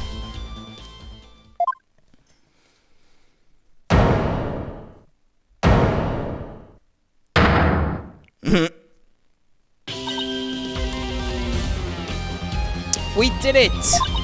Not bad if I do say so myself. Yeah, but don't you think it's strange? We put the statue back together, but look, what's with all these leftover white pieces? These two look like they go together. And these pieces too. Athena, what do you think you're doing? Don't stop me now. The artist inside me wants to get out and have a good time. Yeah, that's funny. It's the statue from the picture? Or not? No. I'm not so sure.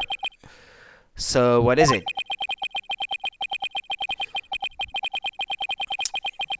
Well, it does look a little bit like the statue from the photo, but like the one in the photo was not put together very well or something. Like they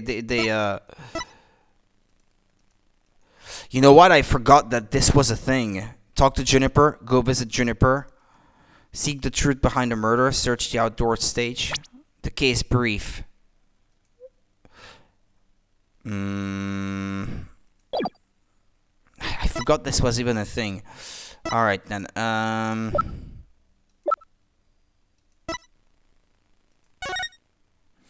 Yeah, it looks like we put this statue could go multiple ways or something, and this one was not put together very well.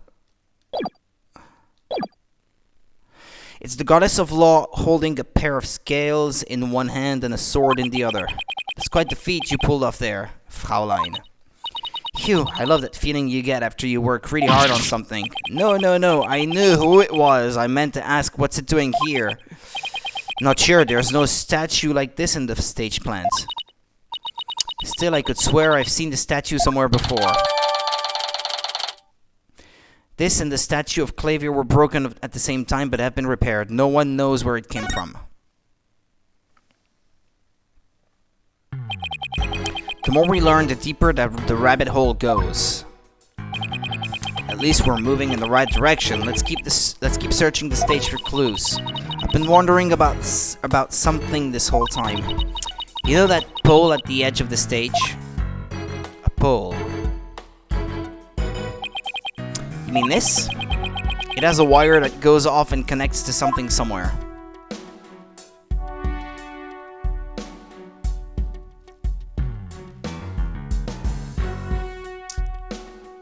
Yeah. Well, the winch that we saw in the photo before could be relevant if the rope was connected to that pulley.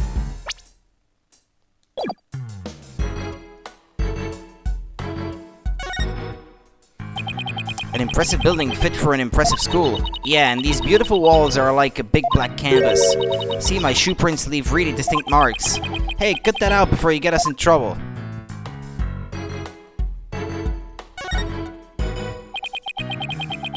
This wire is for hanging banners over the stage. One of the policemen who was here earlier was checking how it worked. Oh, so that's why the banner looks like it's out of place. The banners are hung and removed from the art room over there. That's the art room over there? As in the scene of the crime? Bingo, Fraulein. It's still crawling with cops, though. Hey, anyone in the art room? The way he appeared. Oh, it's you people. Ha ha ha. In justice we trust. It's Detective Fulbright. In justice we trust. Is that some kind of greeting between you two? Detective Fulbright, can you lower that banner from there? Of course! Just leave it to me.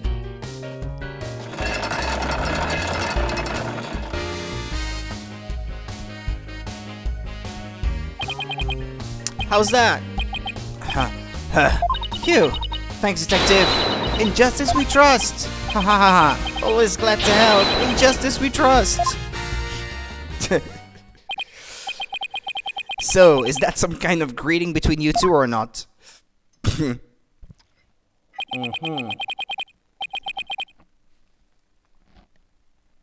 Well, looks like the banner is down now. Let's go take a look.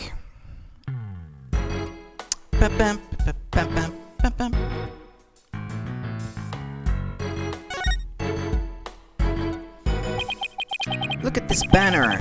I don't think it would flap very well in the wind. An unflappable banner? Hey, I like that.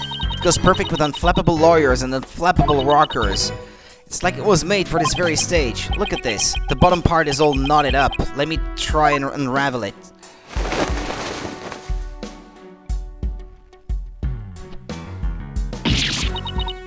Geez, did you really have to? You don't come across an unflappable banner every day. At not there are some things that have to yield to forces beyond themselves. What a cruel world we live in. Hey, a scrap of paper was caught up inside. It's blowing away. Got it. Yes! Great catch, huh? October, Hue, 120. Looks like some kind of note. What does it say? Well, it's from the planner, alright. October, Hue, 120. What's that supposed to mean? Test score, maybe. Pretty impressive when you consider that 100 is a perfect score. I don't see how even Hugh can get beyond perfect. Fraulein, shall we inspect the banner again now that it has been unraveled? Hugh's crap added to the court record.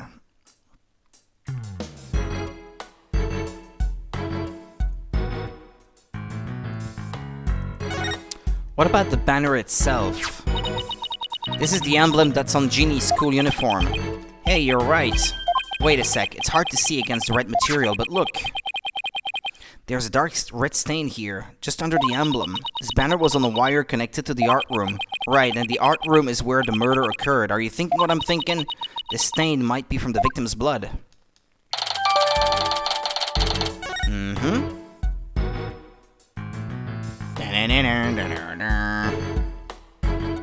The statue? The statue doesn't look anything like Hugh or Mr. Wright. The goddess bearing scales on a sword. She's a symbol of fairness and strength. But she and her symbols were shattered along with the statues of Hugh and Mr. Wright. This is a direct challenge to the rule of law. Well, if they want to fight, they've got one. Wow, take it down a notch, Tiger. Let's save the fighting for when we find our culprit. Phew, that was a whole lot of poking around in such a short time. Does that mean you're satisfied? Actually, there was one more thing I wanted to check out. See that metal fence back there? There's just that one segment, so it seems out of place. It looks like they were in the process of removing them after the stage was set up. But they were never able to finish on account of the murder. We should take a look if you think it could be important. This track looks man-made. Hey, you're right, it looks like it starts from behind the backdrop. Maybe a big muddy pro wrestler was hiding back there. Well, that was totally random, but we'll never know until we take a look. Looks like something was being dragged through here, and this is where it started. Yeah, but whatever it was, it's long gone. Must have been pretty heavy. Perhaps it was used in setting up the school festival. Oh, then I guess it wasn't a pro wrestler. Still, this could be something important. Well, that's about it for the stage. Right, I think we'd better search the art room next. I think I'll hang around here for a while, but make sure to tell me once you find it, yeah? Find what? The truth? What else? The governor's banner that disappeared from the stage. You never know, it just might be connected to the case at hand. Really, or does he just want his banner back? Don't tell me. So in short, that's... Hey, so shall we talk to her or not?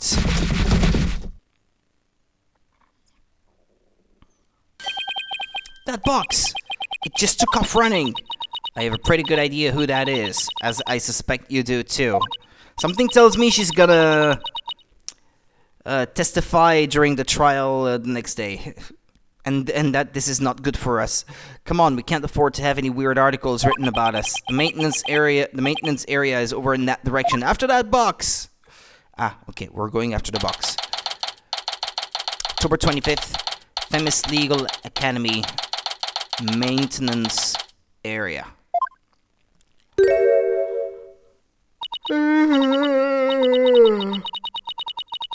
Miriam, you're liable to get tossed in the garbage truck if you hang around here. I'm just an empty box, and that's what you do with them. You throw them away. Hey, did you change boxes? I like the new look. What does it matter anymore? I was a complete failure in court today. My work, my pride, my dreams, everything I've worked so hard for, gone. Okay. It changes aspects when she's sweating, when the box goes sweating. Okay. Sorry, Miss Scuttlebutt, but doesn't believing you had a scoop. Wait, what? Doesn't believing you had a scoop when you really didn't make you a failure as a reporter? Without any commas, the sentence was a little bit hard to comprehend for my poor little brain.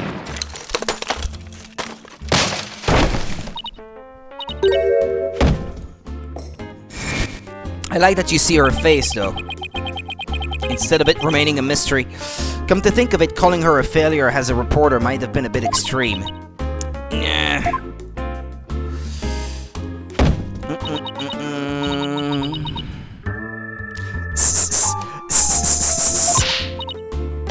Scold me, despise me, pack me away where I'll never see the light of day. I've been cast aside to waste away into a big pile of mushy paper mache. Kind of feel responsible for this, but now's our chance to prod her information while she's vulnerable. I bet that's what you were just thinking. What kind of a person do you think I am? You read me like a book.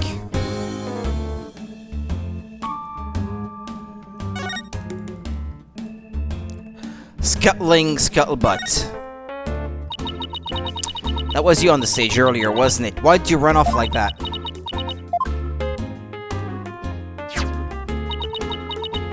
Take a look at this. As the governor's banner. Why are you showing me a burned up old rag? Wait, it's really hard to see, but I think that's the governor's logo there. So is this the banner that disappeared? It's all burned up. Don't look at me, I just happened to find it in the incinerator. Incinerator? Did Black Quill actually make good on his threat to burn our box? You should probably try to find out whether someone tried to destroy this on purpose. Yeah, this banner is sounding less and less unrelated to our case, Apollo. Burnt fragments added to the court record, okay? The depth of despair. Miriam, I owe you an apology. I shouldn't have said you were a failure as a reporter. Too late. I already decided journalism isn't for me. The last step is to erase all of the photos on my PC. I'm really going to do it. Here goes. 5%. 10%. 4 years of my life down the drain. Shouldn't we stop her, Athena? Miriam, you should keep publishing your paper. I didn't mean what I said, okay? You didn't mean it? Oh no, my photos! Stop! Cancel! Abort!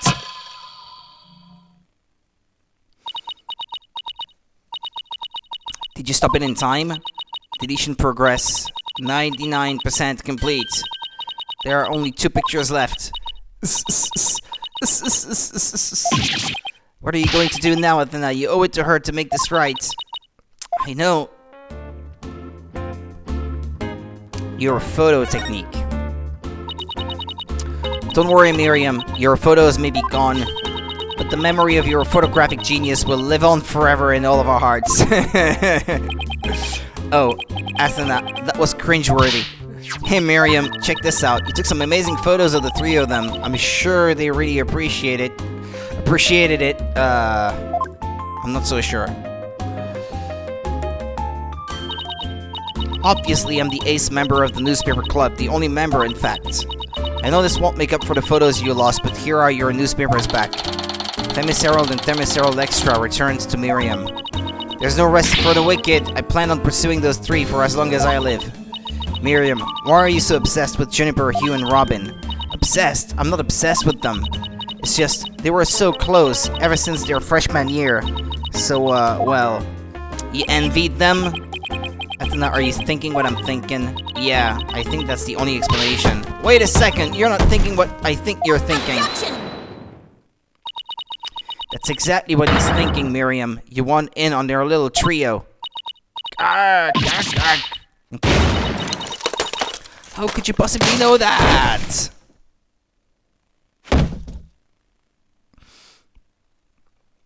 I feel a bit bad for her, actually.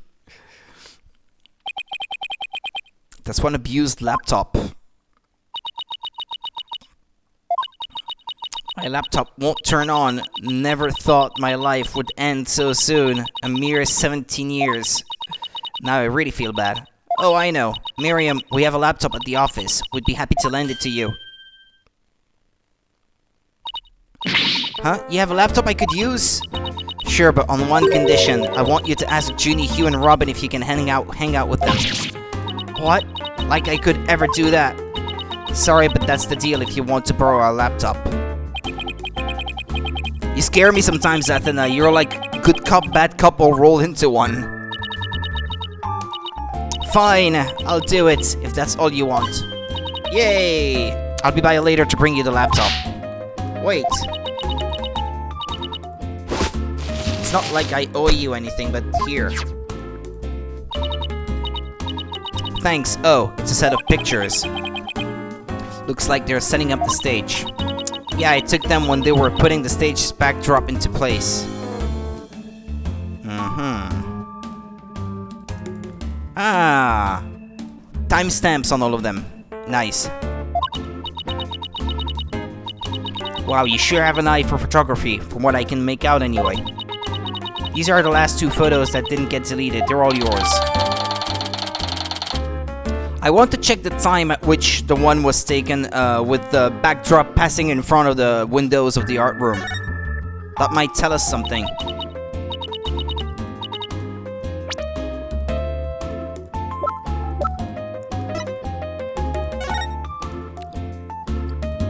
(6:01 p.m.) Okay.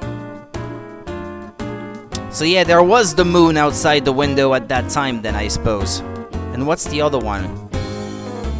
What does the other one tell us? Yeah, also, this guy was around. 6:03.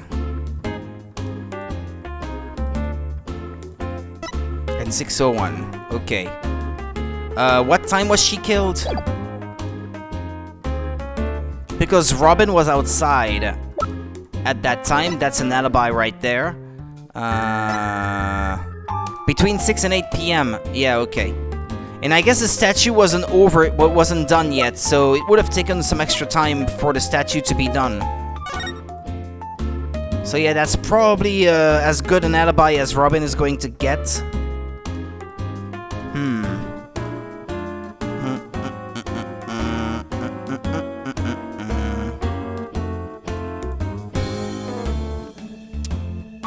Okay, excuse me.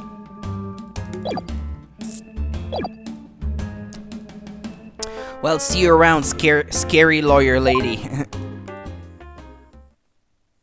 I like that the box says danger, toxic on it. Yeah, she's toxic alright with her articles.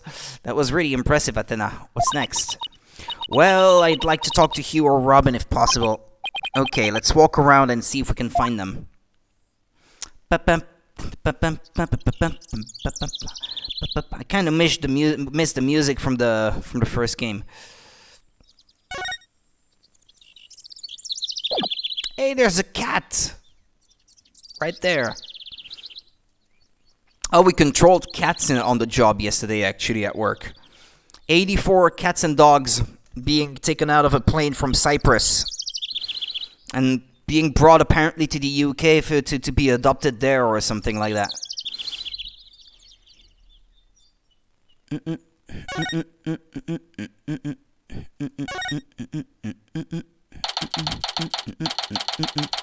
October 25th, Themis Legal Academy, 3rd floor art room. Well, here it is, the art room where the grisly crime occurred. Let's start looking. Stop right there. This is an active crime scene. No unauthorized personnel allowed.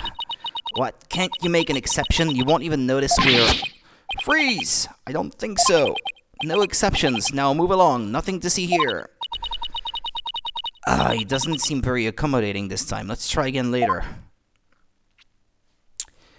Okay.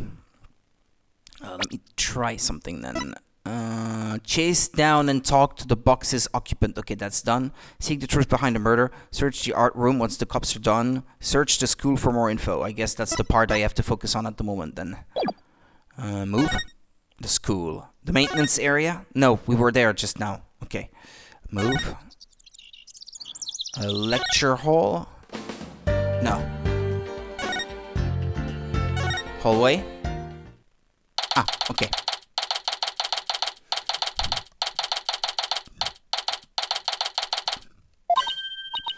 Hey, that's Hugh over there.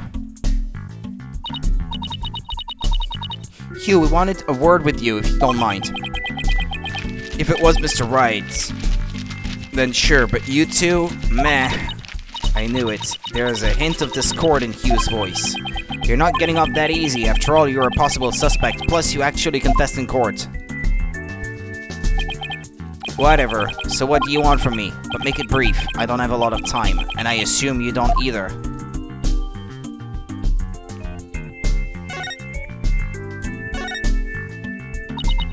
About your confession today. You weren't serious about that, were you? Let's just say I had no choice thanks to a certain lawyer who failed to get the job done. So you're really prepared to take the blame for this? Not gonna happen. The voice on the tape is female, so that rules me out. Let's put it this way, you don't actually believe that ridiculous play on words, do you? Well, my confession is just like that. A means to an end, or as we say around here, the end justifies the means. But I actually do believe the voice is shouting Hugh O'Connor. Juniper's confession was quite advantageous for the real killer. But if Robin or I were actually the killer, we wouldn't have confessed. It's that simple. Even you should be capable of such reasoning, or have I overestimated you? You'll make a great lawyer someday. I mean, you seem to enjoy getting under people's skin. Could Hugh and Robin's confessions really prove their innocence instead of their guilt? This is going to take some serious thinking on my part. Sure looked like Professor Black Quill was twisting your arm to testify earlier today. Is there some sort of secret he's using against you? The fact that he loves Juniper? I have no intention of saying anything more. Now, if you'd excuse me.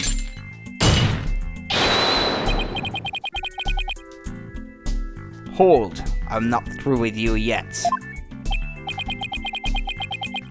It seems the rogue prosecutor has it out for me. Leave and we just might discuss you know what. Ah, no, wait. Yeah, well, we've been there. Yeah, we know he changed his mind. You really are a rank amateur. Even if that were true, you think I'd open up to you? So he's not denying it.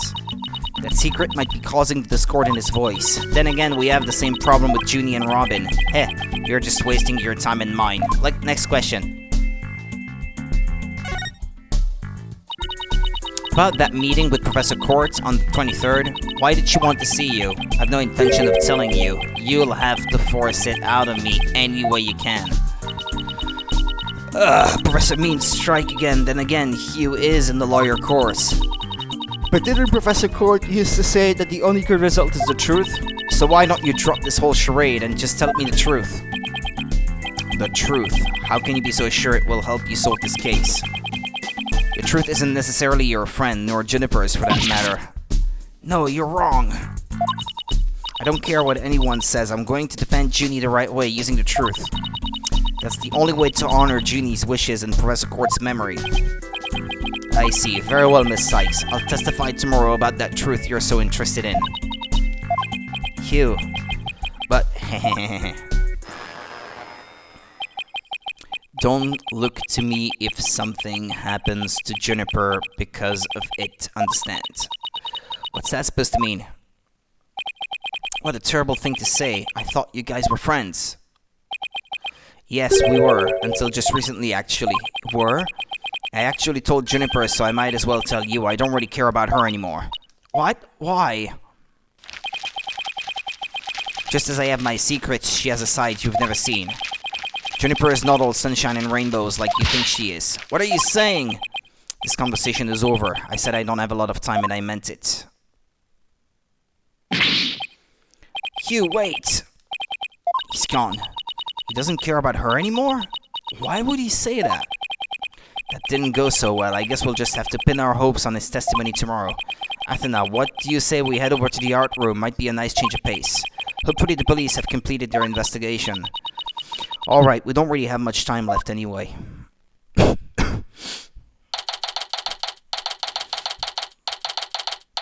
Themis Legal Academy, 3rd floor, etc., etc. Ha ha ha! Why, if it isn't my little lawyer friends again? Thanks again for lowering that school banner for us earlier. Don't mention it. Helping those in need is what my brand of justice is all about.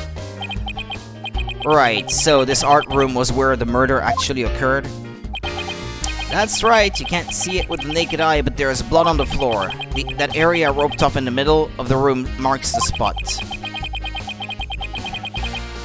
The police investigation is done, so if you want to look around, knock yourselves out.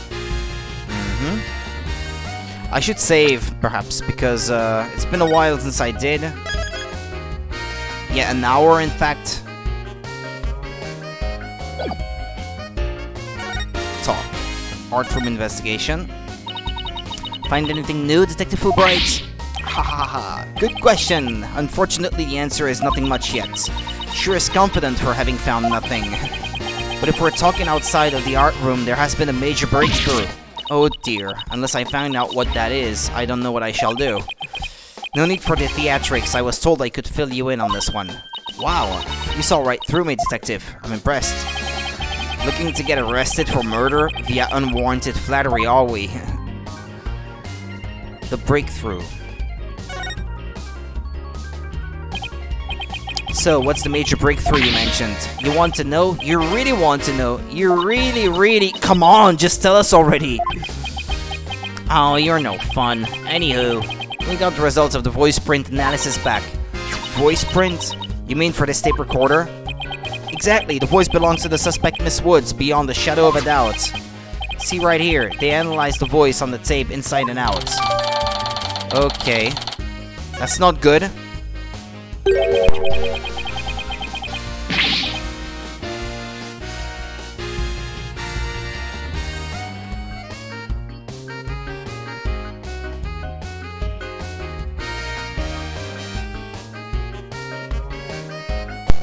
Okay, excuse me. And you thought the voice on the tape was saying Hugh O'Connor. Thanks for the good laugh, Miss Sykes. He's the last person I want laughing at me. So now there's evidence of Juniper shouting "You're a goner" around the time of death. If we were to take this as truth, how are we supposed to make sense of it? I don't know. I can't think of any reason why Junie would shout that in the first place.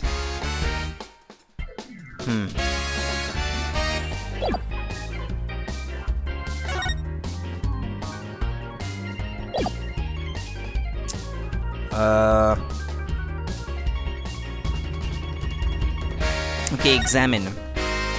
That thing has been calling out to me. It says use on it.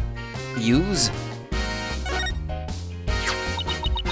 A mock trial script on the floor and nearby an envelope marked use. I wonder if Miriam's script was ever really inside that envelope. Let's see here. By Miriam Scuttlebutt. And the title is Rouge et Noir. Crimson Blood and Dark Judgment. I wouldn't take part in that mock trial if she begged me. It says there are special rules allowing the payment of bribes while court is adjourned. Oh, and you can bring in up to $3 worth of fabricated evidence, it also says. Welcome to the darkest mock trial ever, where the end justifies the means. The prosecution claims this is the script that was supposed to have been used. But the scripts were selected by Professor Court. Considering how much she valued the truth, I seriously doubt she'd pick a script entitled Crimson Blood and Dark Judgment. Wow, you have that title memorized already?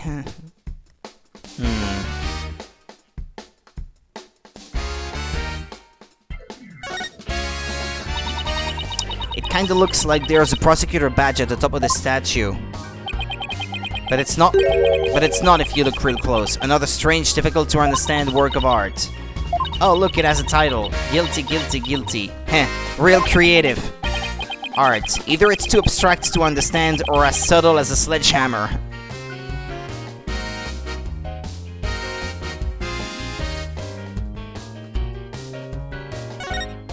Pottery? Look, a piece of pottery. Looks like it's already been fired. I bet Robin made it.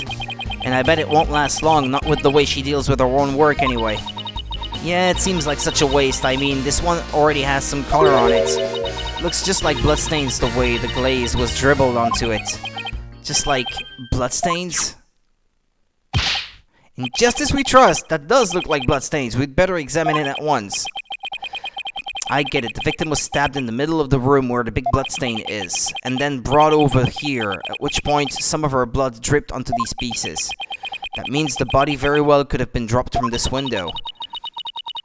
In the mock trial script, the body was dropped onto a mat. Then a ball cart was used to move it over to the stage. The maintenance area is below this room, and the storehouse there has a mat and ball carts. And ball cart, sorry. So even the moving of the body was carried out just like in the script. The killer sure had a thing for Junie's script. Well, what did you expect? That's why we suspected the defendant in the first place. Well, you're wrong, and I'm going to prove it in court.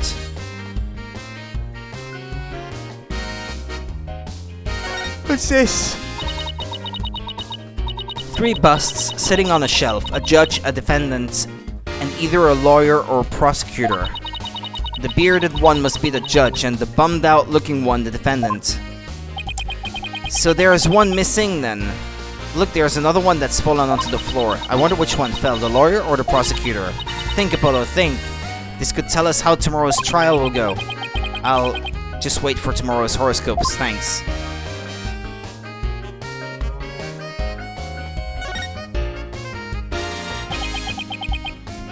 Isn't that a mock trial script? Actually, there's a whole bunch of them here. Let's see. Looks like everyone from the judge course submitted one. The victim Constance Court was the Fine Art Club's advisor. Yeah, okay. So she probably spent a lot of time up here in addition to her other duties. This isn't where I'd keep a bunch of scripts, but I'd wager that's how they wound up here. Poor stressed out, overworked Professor Court. I know exactly how that feels. You must, because your desk always looks like a tornado hit it. You don't want to talk Apollo. Me? What about Mr. Wright? Maybe we should rename the firm Wright Stuff All Over the Place Agency.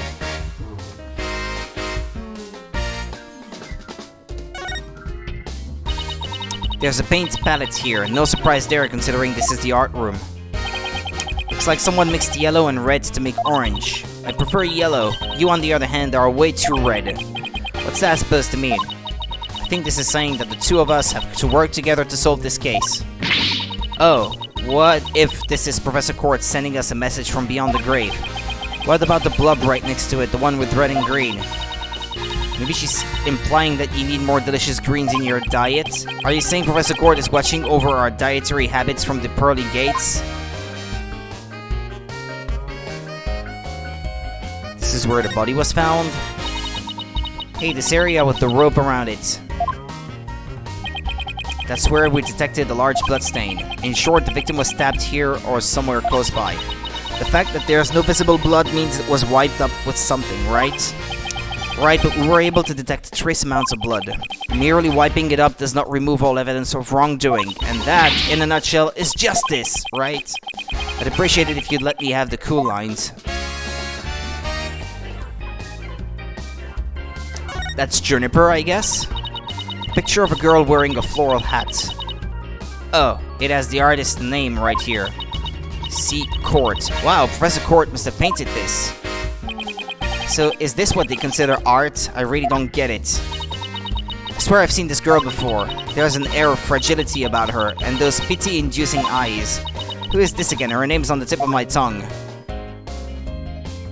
Well, if you can't figure it out... I prefer this one, though. A picture of a girl wearing a floral hat. Oh, it has the artist's name right here.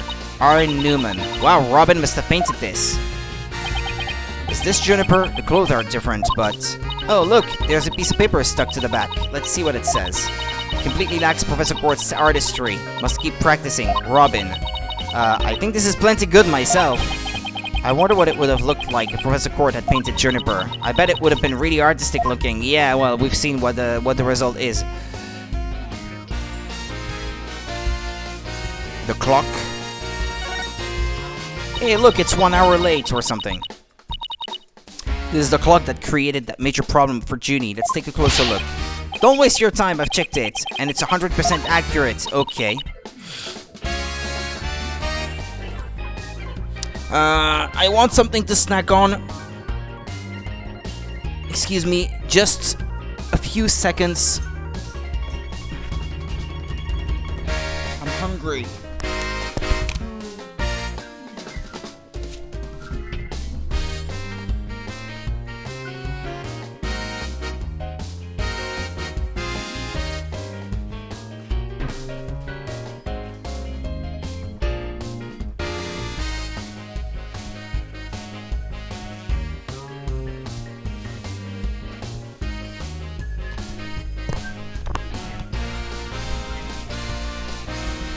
Okay.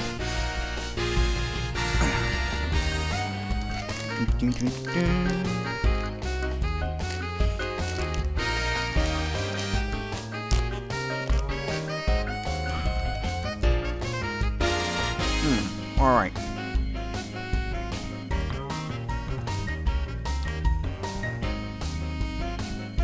Let's see. You sure? How did you check it?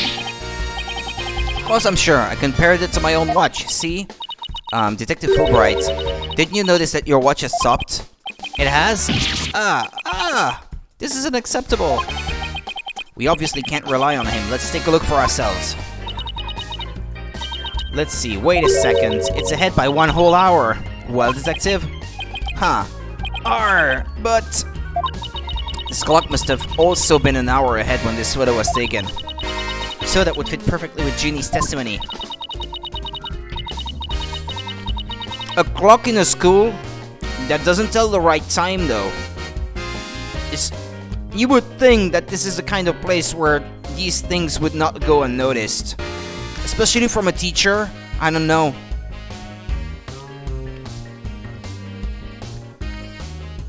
Prosecutor Blackwell won't like this. I almost feel sorry for the detective. Almost. You can at least pretend to feel sorry by wiping that big grin off your face.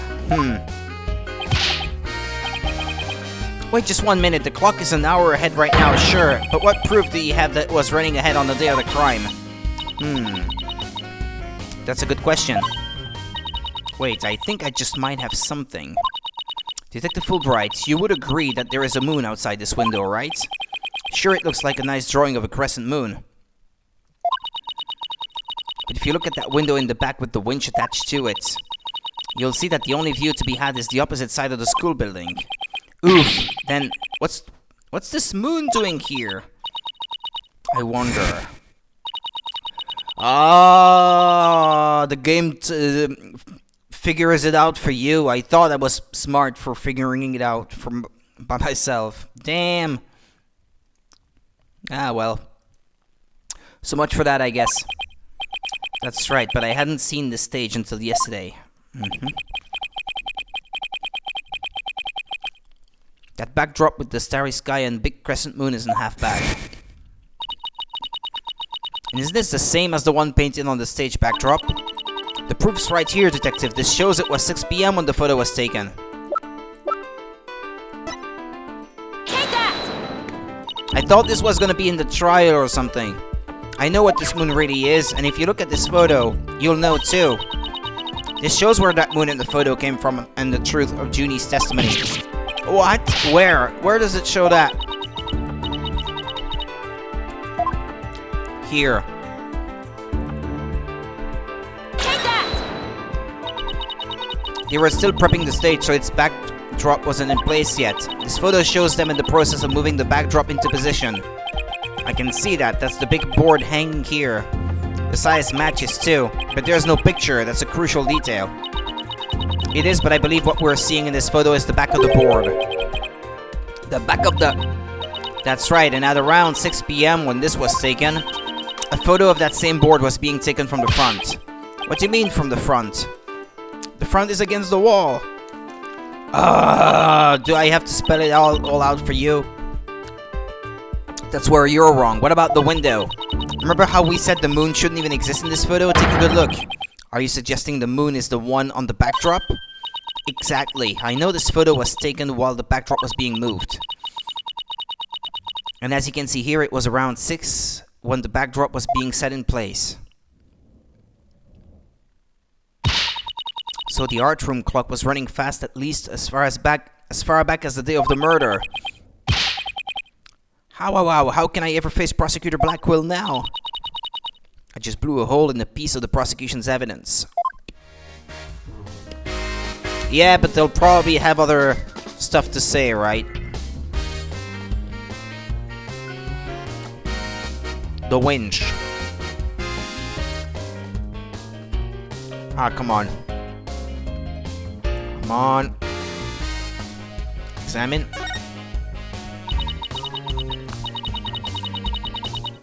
Some wire and a winch. So this is how they reel the banners in and out. There's a nice view of the stage from here. Prosecutor Gavin is still standing in front of that broken statue. So it really wasn't you, Apollo. Don't worry, you can tell me. I won't tell anyone. I'll never clear my name unless we catch the real culprit.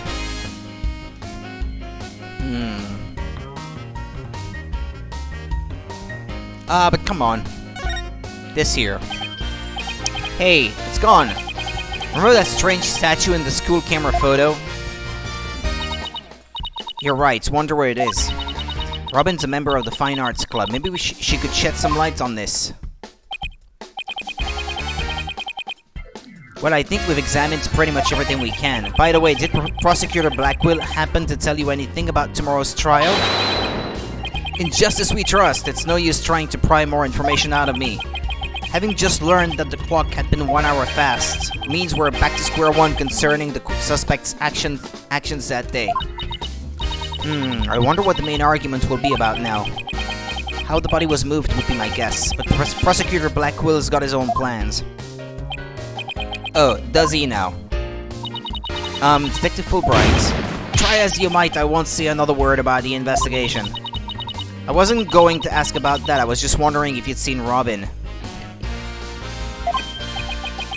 Oh, you mean Miss Robin Newman? She was just here a moment ago. And she mumbled something about watching videos in the lecture hall. Video? What video? Thanks, Detective. Athena, I think we should stop by the lecture hall. Right, let's go. Are we done? Whoops.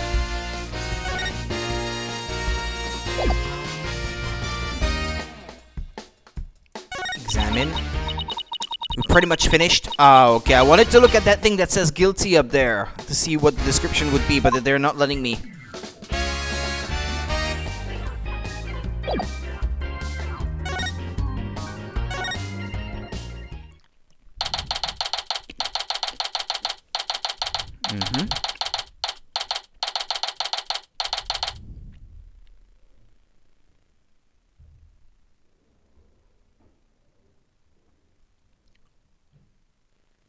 Damn, this guy is making a ton of noise just vacuuming his apartment. There she is, Robin. Hey, Robin! Oh, Athena, Apollo. What are you watching there? Hehe. Oh, it just so happens to be a video of the mock trial. I had to use a bit of coercion to get it, but the end justifies the means, right? There it is again. Professor Means sure has a lot of influence around here. Care to look into the true connection between the murder and the mock trial with me? Sounds great, but do you mind if we ask you some questions first? Sure, I'll tell you anything you W-A-N-T.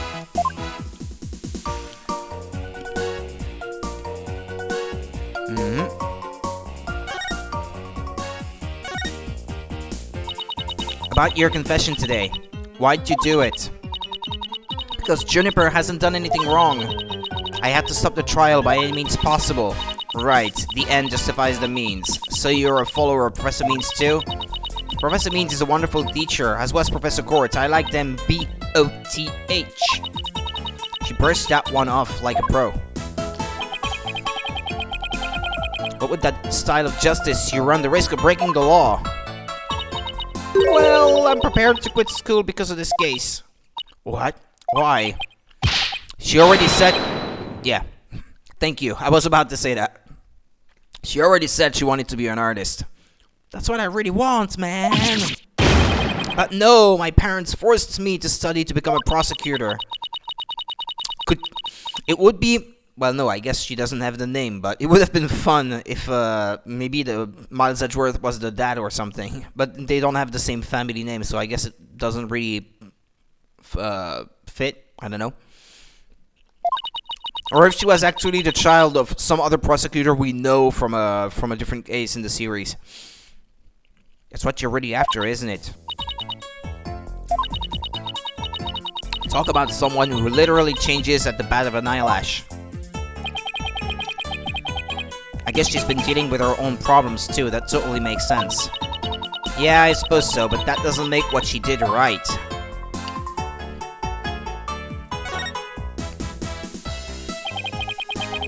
Could you tell us about what you were doing on the night of the murder? Finishing a statue. I was on the stage until the last bell. That's right, you made the statues of Mr. Wright and Prosecutor Gibbon, didn't you? Oh, yes. Yes, I did. Both of them. This is just a formality, but can you prove you were making the statues at that time? Can I prove it? You think I'm the killer now? No. That's not what I meant. Both you and Robin were still at school after 7 p.m. But neither of them can prove exactly what they were doing.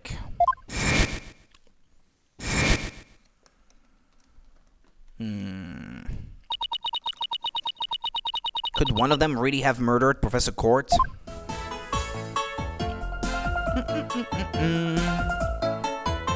Now that the secret's out that you're a girl, there been any problems now that everyone here knows you're a girl? Hey, no worries there. I discussed the matter with Professor Court some time ago. I told her I wanted to let everyone know I was really a girl. And just today I found out that she spoke with the school administration on my behalf. Wow, they must really like you. I know, right? But now I can finally be myself here at school. How did that even work anyway? I mean, they don't have physical education classes or something? Like, she's in a tracksuit all the time. When she was doing sports and stuff, like, she did it with the dudes and showering with them and stuff. Like, and they never found out. I don't have to hide the fact that I love girly clothes. That's why, Athena, I simply must have this, and this by any means possible. What? But this is evidence we need for the trial, or maybe we don't need them anymore. Sorry, but no can do. Oh, don't be a party pooper, Athena. Come on, please. Pretty please. Stage costume related evidence, taken in classic and justifies the mean style. I like the way this is phrased. Oh, darn it. Anyway, thank you again, Athena. Thank you for revealing who I really am. I wanted everyone to know before the snitch found out. Scuttlebutt. Scuttlebutt is the snitch. There's a rumor going around that one of the students here is a snitch. I hear they're watching everything we do, our activities, our relationships, our interests, and reporting it all to one of the professors. But why would anyone do that? Officially, I heard it's to seek out misconduct among the student body, but rumor has it grades were being bought and sold through this surveillance network. That's bribery! The situation at Themis Legal Academy is worse than I thought. While all of this is important stuff, I still want to ask about that thing in the art room. I'll have to present some evidence to show her what I'm talking about, though. The statue? No, not like that.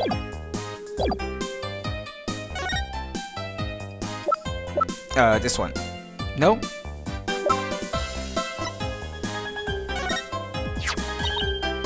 Oh, Ladies Justice! That's so C-U-T-E. Ka-wa-e. You think this is cute? Yeah, totally. The balance of the scales, the keenness of the sword, the cracks running all the way up. The last one's only because I put it back together. Oh, I totally know what you mean. It's that feeling you get when something is so cute you want to smash it to bits. R-I-G-H-T.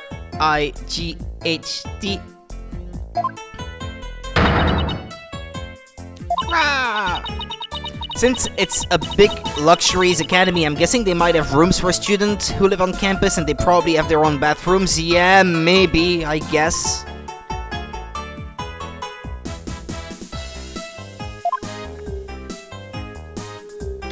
That's one way to explain it, but I think they just, they don't go into details on it. It's just because they didn't really think things through all that much.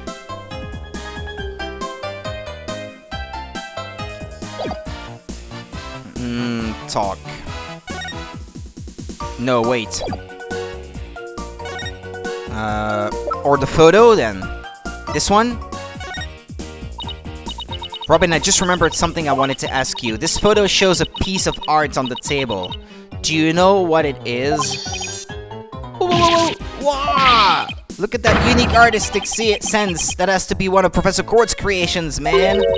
But I wonder if they're the same statue, though. Like, if you break it down and reassemble it differently, it will look like a realistic representation. The other one is more like a surrealistic styled or something.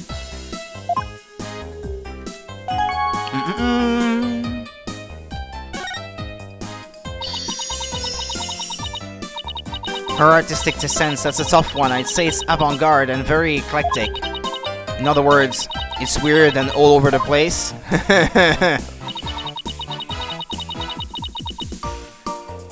Come to think of it, that strange-looking painting in the art room was one of Professor Court's works, wasn't it? The statue in that photo was originally a statue of Lady Justice. Lady Justice? Professor Court had planned on placing it on the judge's bench in the lecture hall. Hehe. But the day before the mock trial, it broke while she was polishing it. She said she'd take it back to the art room and try to fix it somehow.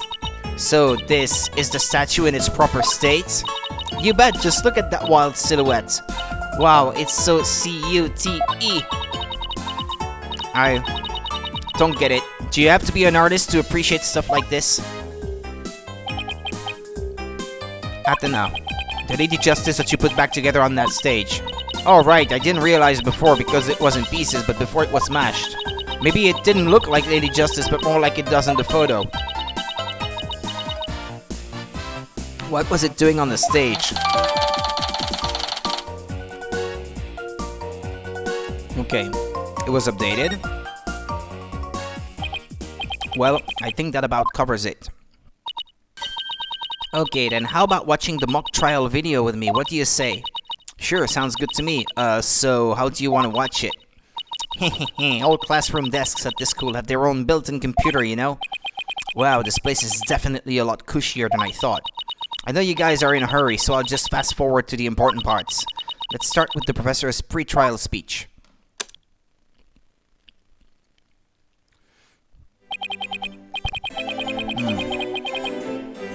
Good afternoon. I would like to start by thanking you for coming here today. Oh, that sounds like Professor Means. The mock trial, the crown jewel event of the school festival, will begin shortly. Is the camera like this the whole time? Yeah, it's in a fixed position in front of the stage. When I was a student, I too could hardly wait for this day to come. How come teachers' speeches always make me so sleepy? Let's just skip to the end of the speech.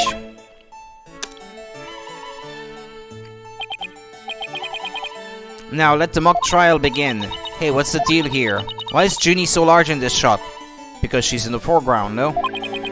Looks to me like she got right in front of the camera. Juniper was also in charge of the audio. Even though she was already playing a part in the mock trial itself, she had to do it to keep the script details secret. She was all over the place that day. When she wasn't in the trial, she was in the audio control room, dealing with the music. She was playing music during the trial too, to keep things interesting. So this is what the lecture hall looks like. Looks like there's a judge's bench back by the screen and a witness stand up front. What about those balconies with the professors' names on them? Those are the faculty seats. Professor Means and Professor Court were in charge of scoring the mock trial.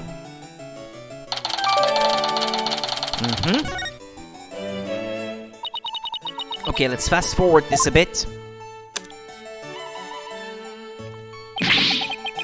And that's why the defendant is definitely guilty! Ah, that was me, could you tell?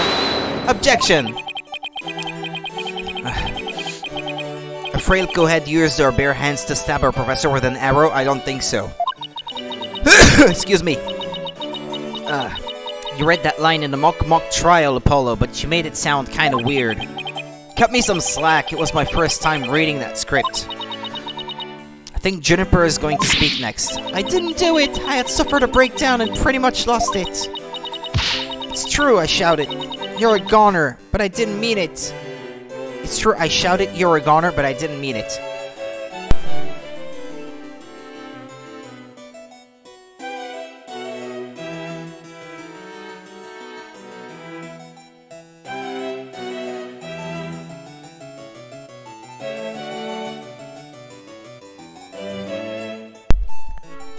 Okay, pardon me. Thank you, Monica. I think it's Poland. There's a lot of it at the moment. Wow, what an emotional performance. She'd put a real actress to shame. But that would explain why she was saying you're a goner in the recording. They were rehearsing the lines, maybe. No? Wait, could you go back and play that scene again? You really think that's necessary? I didn't do it. I had suffered a breakdown and pretty much lost it. It's true, I shouted, you're a goner, but I didn't mean it. Stop, did you hear that? I think you're onto something. Let's play that last part again. I don't follow. What are you guys so excited about? I think this piece of evidence should explain it. Time to show Robin a piece of evidence that links the line we just heard to the case. The tape recorder? Or the analysis of it? Yeah, the voice print analysis? It's one or the other. That's it? I don't see the connection. Oh, right. What was the connection again? Okay, well, it's the other one then.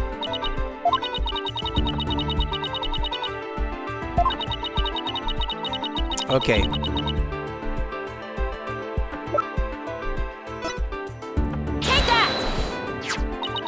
Okay. I'm sure you remember this. It contains a female voice shouting a violent threat. I'll play it for you. You're a goner! The voices and performance do sound similar, but I can't believe this is happening.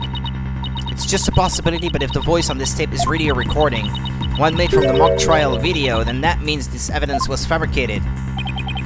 They didn't get to do a voice print analysis in time for court today. That's why the gender of the voice became so important. And if the real killer had foreseen that gender would become key in today's trial, he would have tried to deflect attention away from himself by making the suspect female. So basically, the only one with something to gain from doing this is our sole male suspect. And he adheres to the mantra, shall we say, of the end justifies the means. So, wait a second. No way!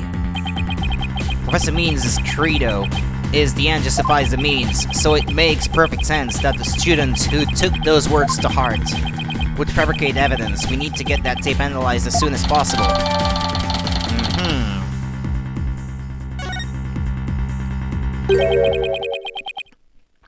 Allow me to assist you with that. Ah, well, him we can trust. Prosecutor Gavin, at least make some kind of noise so we know you're there.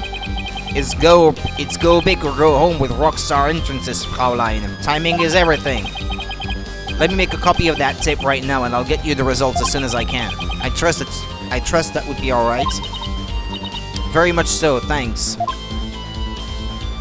An analysis of a copy, though, might not have any value in trial. Well, Athena, it's almost sundown. Isn't it about time we head over to the detention center? I think Junie will agree that this is something that could prove her innocence, but will her heart really be open to accepting it? She had to have known this was what I'd find.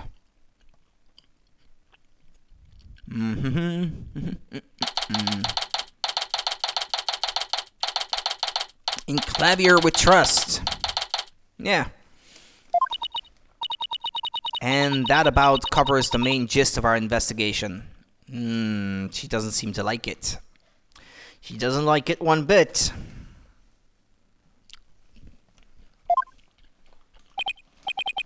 I see. Very interesting. You've been quite the busy beaver today. Busy beaver? Like a beaver making a dam or something? Building one? Dunno. I've never heard the term busy beaver before. A busy bee, yes, but a busy beaver. Thank you for all your hard work, Athena. Well, my time's about up, and it will be getting dark soon, so... Junie! You must be tired after being on your feet all day. You should go home and... No, wait, you have to listen to me! I don't want to hear anymore. I know what you're going to say, Athena. Junie, you promised. We're going to discover the truth behind this murder mystery, and we're going to bring you solid evidence showing just what that truth is. If we succeed in doing that, I want you to promise that you'll accept it, Junie, no matter how hard it is to hear. And you know why he did it, if it really is him. It's because of that professor's way of teaching the students that the end justifies the means. And you want that professor to defend you? You lost a friend because of that teacher. And now you want him to defend you? That doesn't make any sense. Only if it's the real truth. Please just listen to what I have to say. Once you've heard me out, I'll let you decide what to do.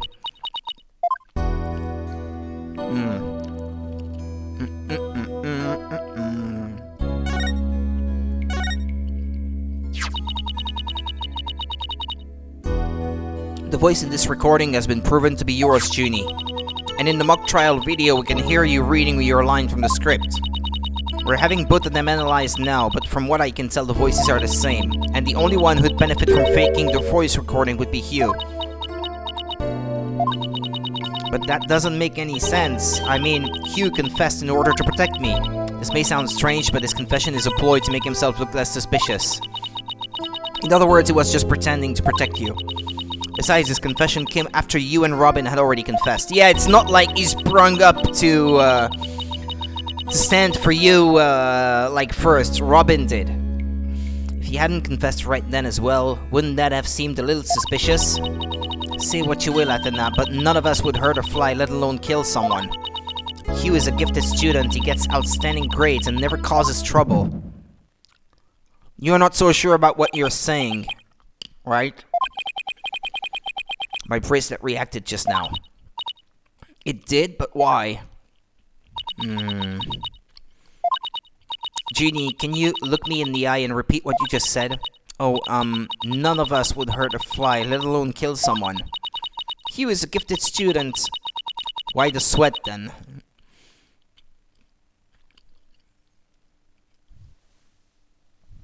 I thought I saw something. He gets outstanding grades and never causes trouble. Boom, boom, boom. Okay, enough snacking. Now I'm sure of it. She's lying.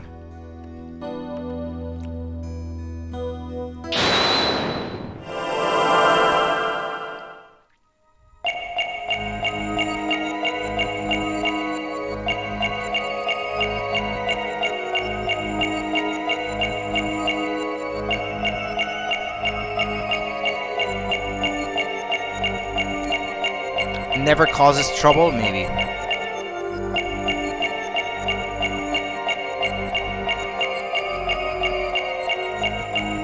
Is it that thing moving that I am supposed to fight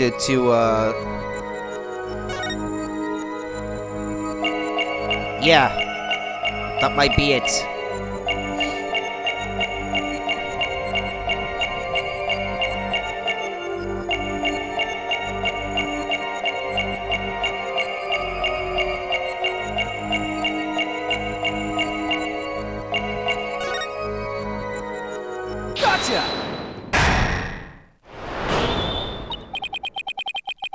Juniper, you start coughing when you're under stress.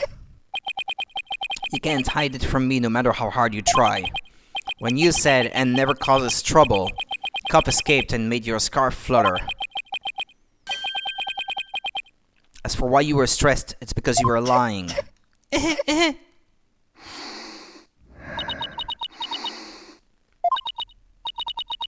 Ginny, you're trying to hide Hugh's connection to this case, aren't you? And I believe that also ties into a secret about yourself. A secret about me? I don't understand. I already told Juniper, so I might as well tell you I don't really care about her anymore. What? Why? Juniper is not all sunshine and rainbows like you think she is. He ended their friendship after he found out about Junie's secret, which means... What, she's a dude? Hugh must have felt betrayed by Junie, making her, what, the snitch? Oh, that was not Scuttlebutt then. Well, I guess she is the class representative, so... You were Professor Court's snitch, weren't you? There's rumor going around that one of the students here is a snitch. I hear they're watching everything we do, our activities, our relationships, our interests, and reporting it all to one of the professors. And while fulfilling that role, you learned something about Hugh you'd rather forget. I don't know what you're talking about. Junie, please stop hiding things from me. I hate having to force things out of you like this.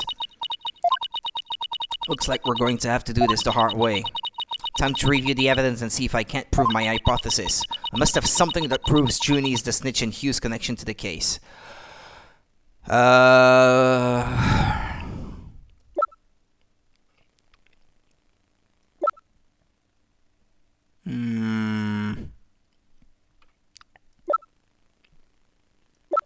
Actually, I'm not sure.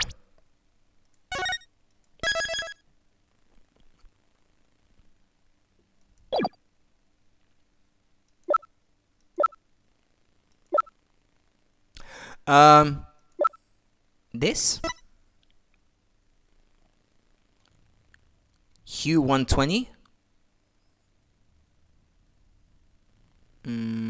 She had information about Hugh, and she got it from Junie, maybe? Take that! Is that it? I'm relieved to see you're coming around. You see, I wasn't trying to hide anything. Juniper is one cool customer, Athena. Wait!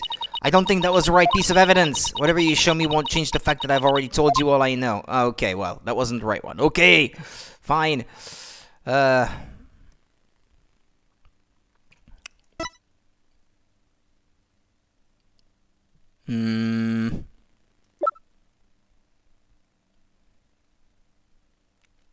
What proves what?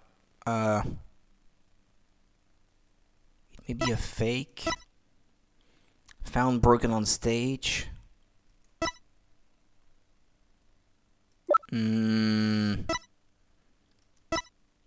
What proves that she's the snitch? Uh,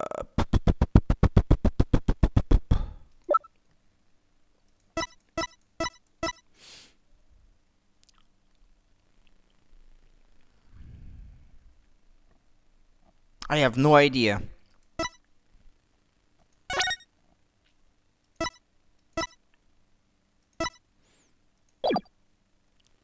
Hugh's connection to the case?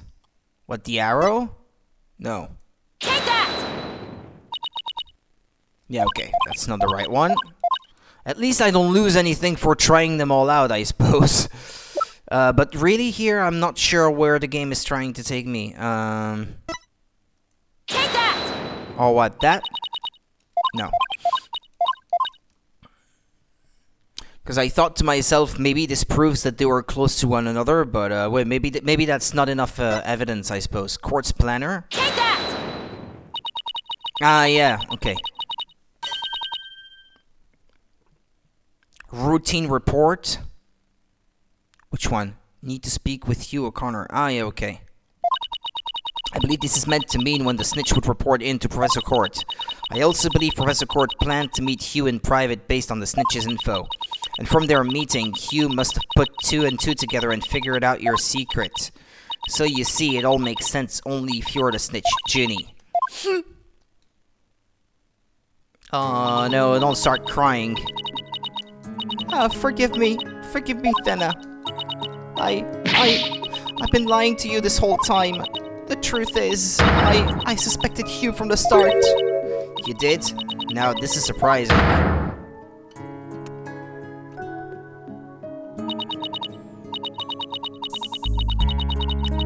I'm so sorry I've talked about friendship so much, but I've been a terrible friend.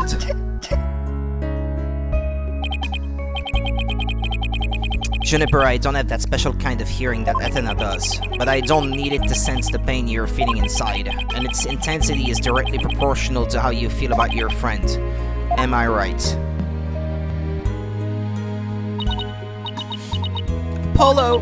Please, Junie, tell me why you suspected Hugh. I have a feeling that will be the key to getting to the bottom of this whole case.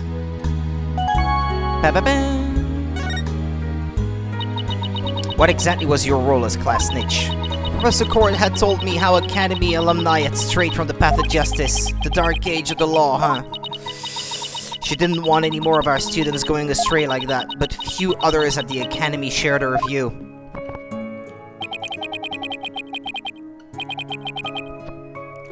I thought her ideas were beautiful, though sad and unrealistic. You're the one leading the students astray. She asked you to be her eyes and ears, didn't she? I used to report to her once a month about any wrongdoings I'd seen or heard about, and that report session in her planner, the one from October 22nd, was a part of that. That's when I reported Hugh to Professor Court. She snitched on her own friend. Well, maybe Scuttlebutt calling her Blackheart Junie was not so far from the truth then after all. Well, it's maybe a bit exaggerated, but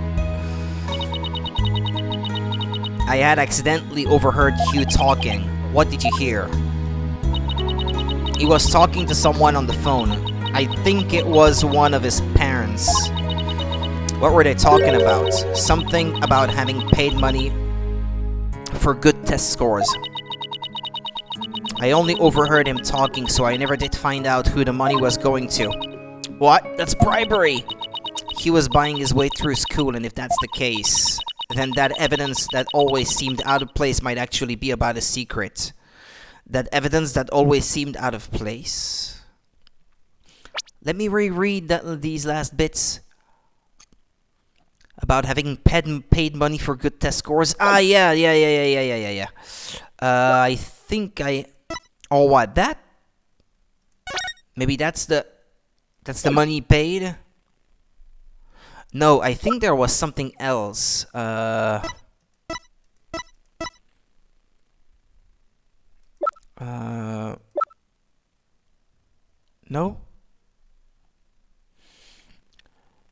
What was it that I had before that mentioned this? Or I seem to recall this being mentioned before, but... Or was that when we were talking with Scuttlebutt, maybe, that this was mentioned? this could be it, I Take suppose. Yeah. This is the closest thing that I had, but I think Scuttlebutt mentioned it before as well, no?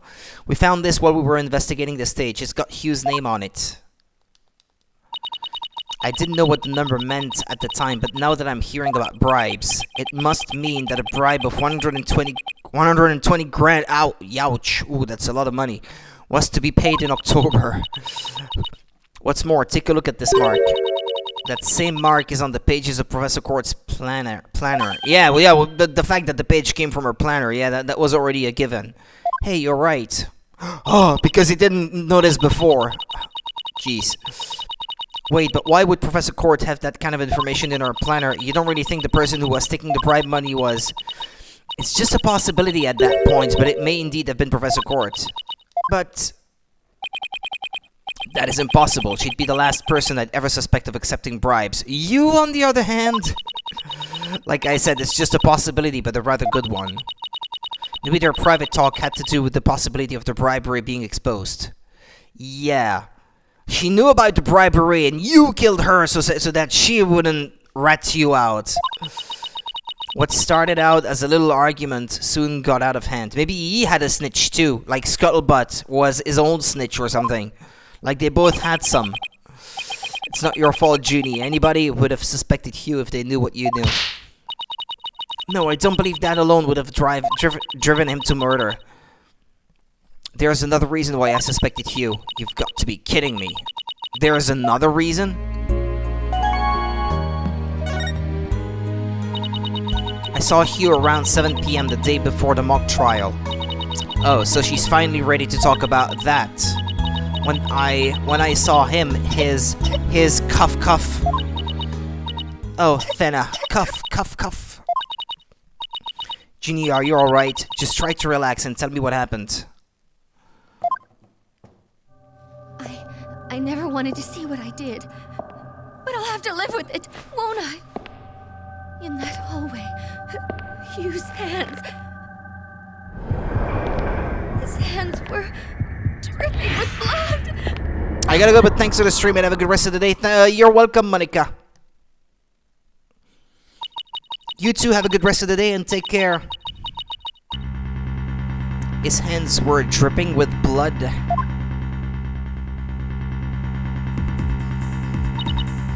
What? But why?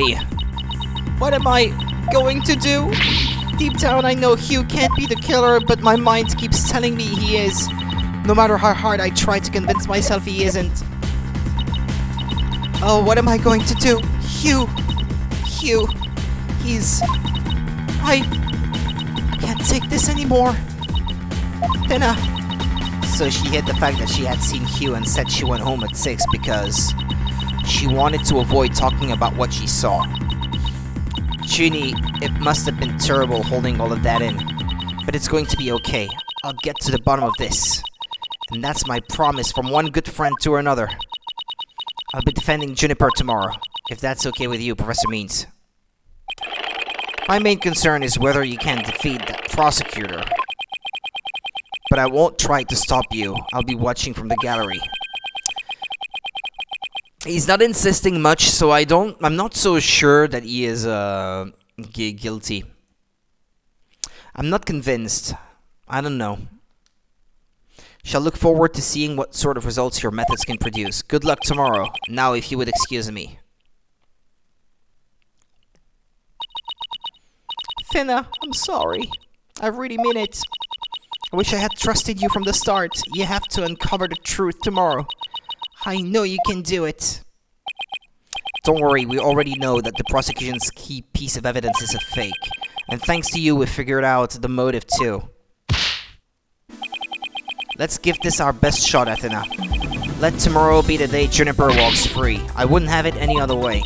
We should be all ready now. What could possibly go wrong this time? Still, there's the strange, uneasy feeling I can't shake. I'd better be imagining it.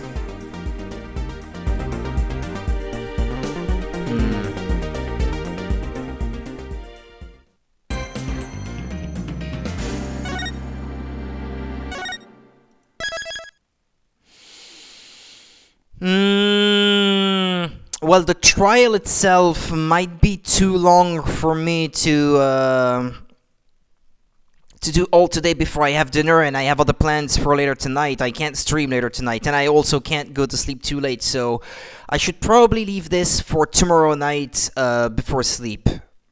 Yeah, tomorrow I have to work in the morning and early afternoon. Then I can come home, get some stuff done, and then after I have dinner tomorrow night, I can finish this trial then. Because I think this is the end of the chapter after this, and then we can move on to episode 4 the day after, on Wednesday. Thank you for watching then. I'll stop it here.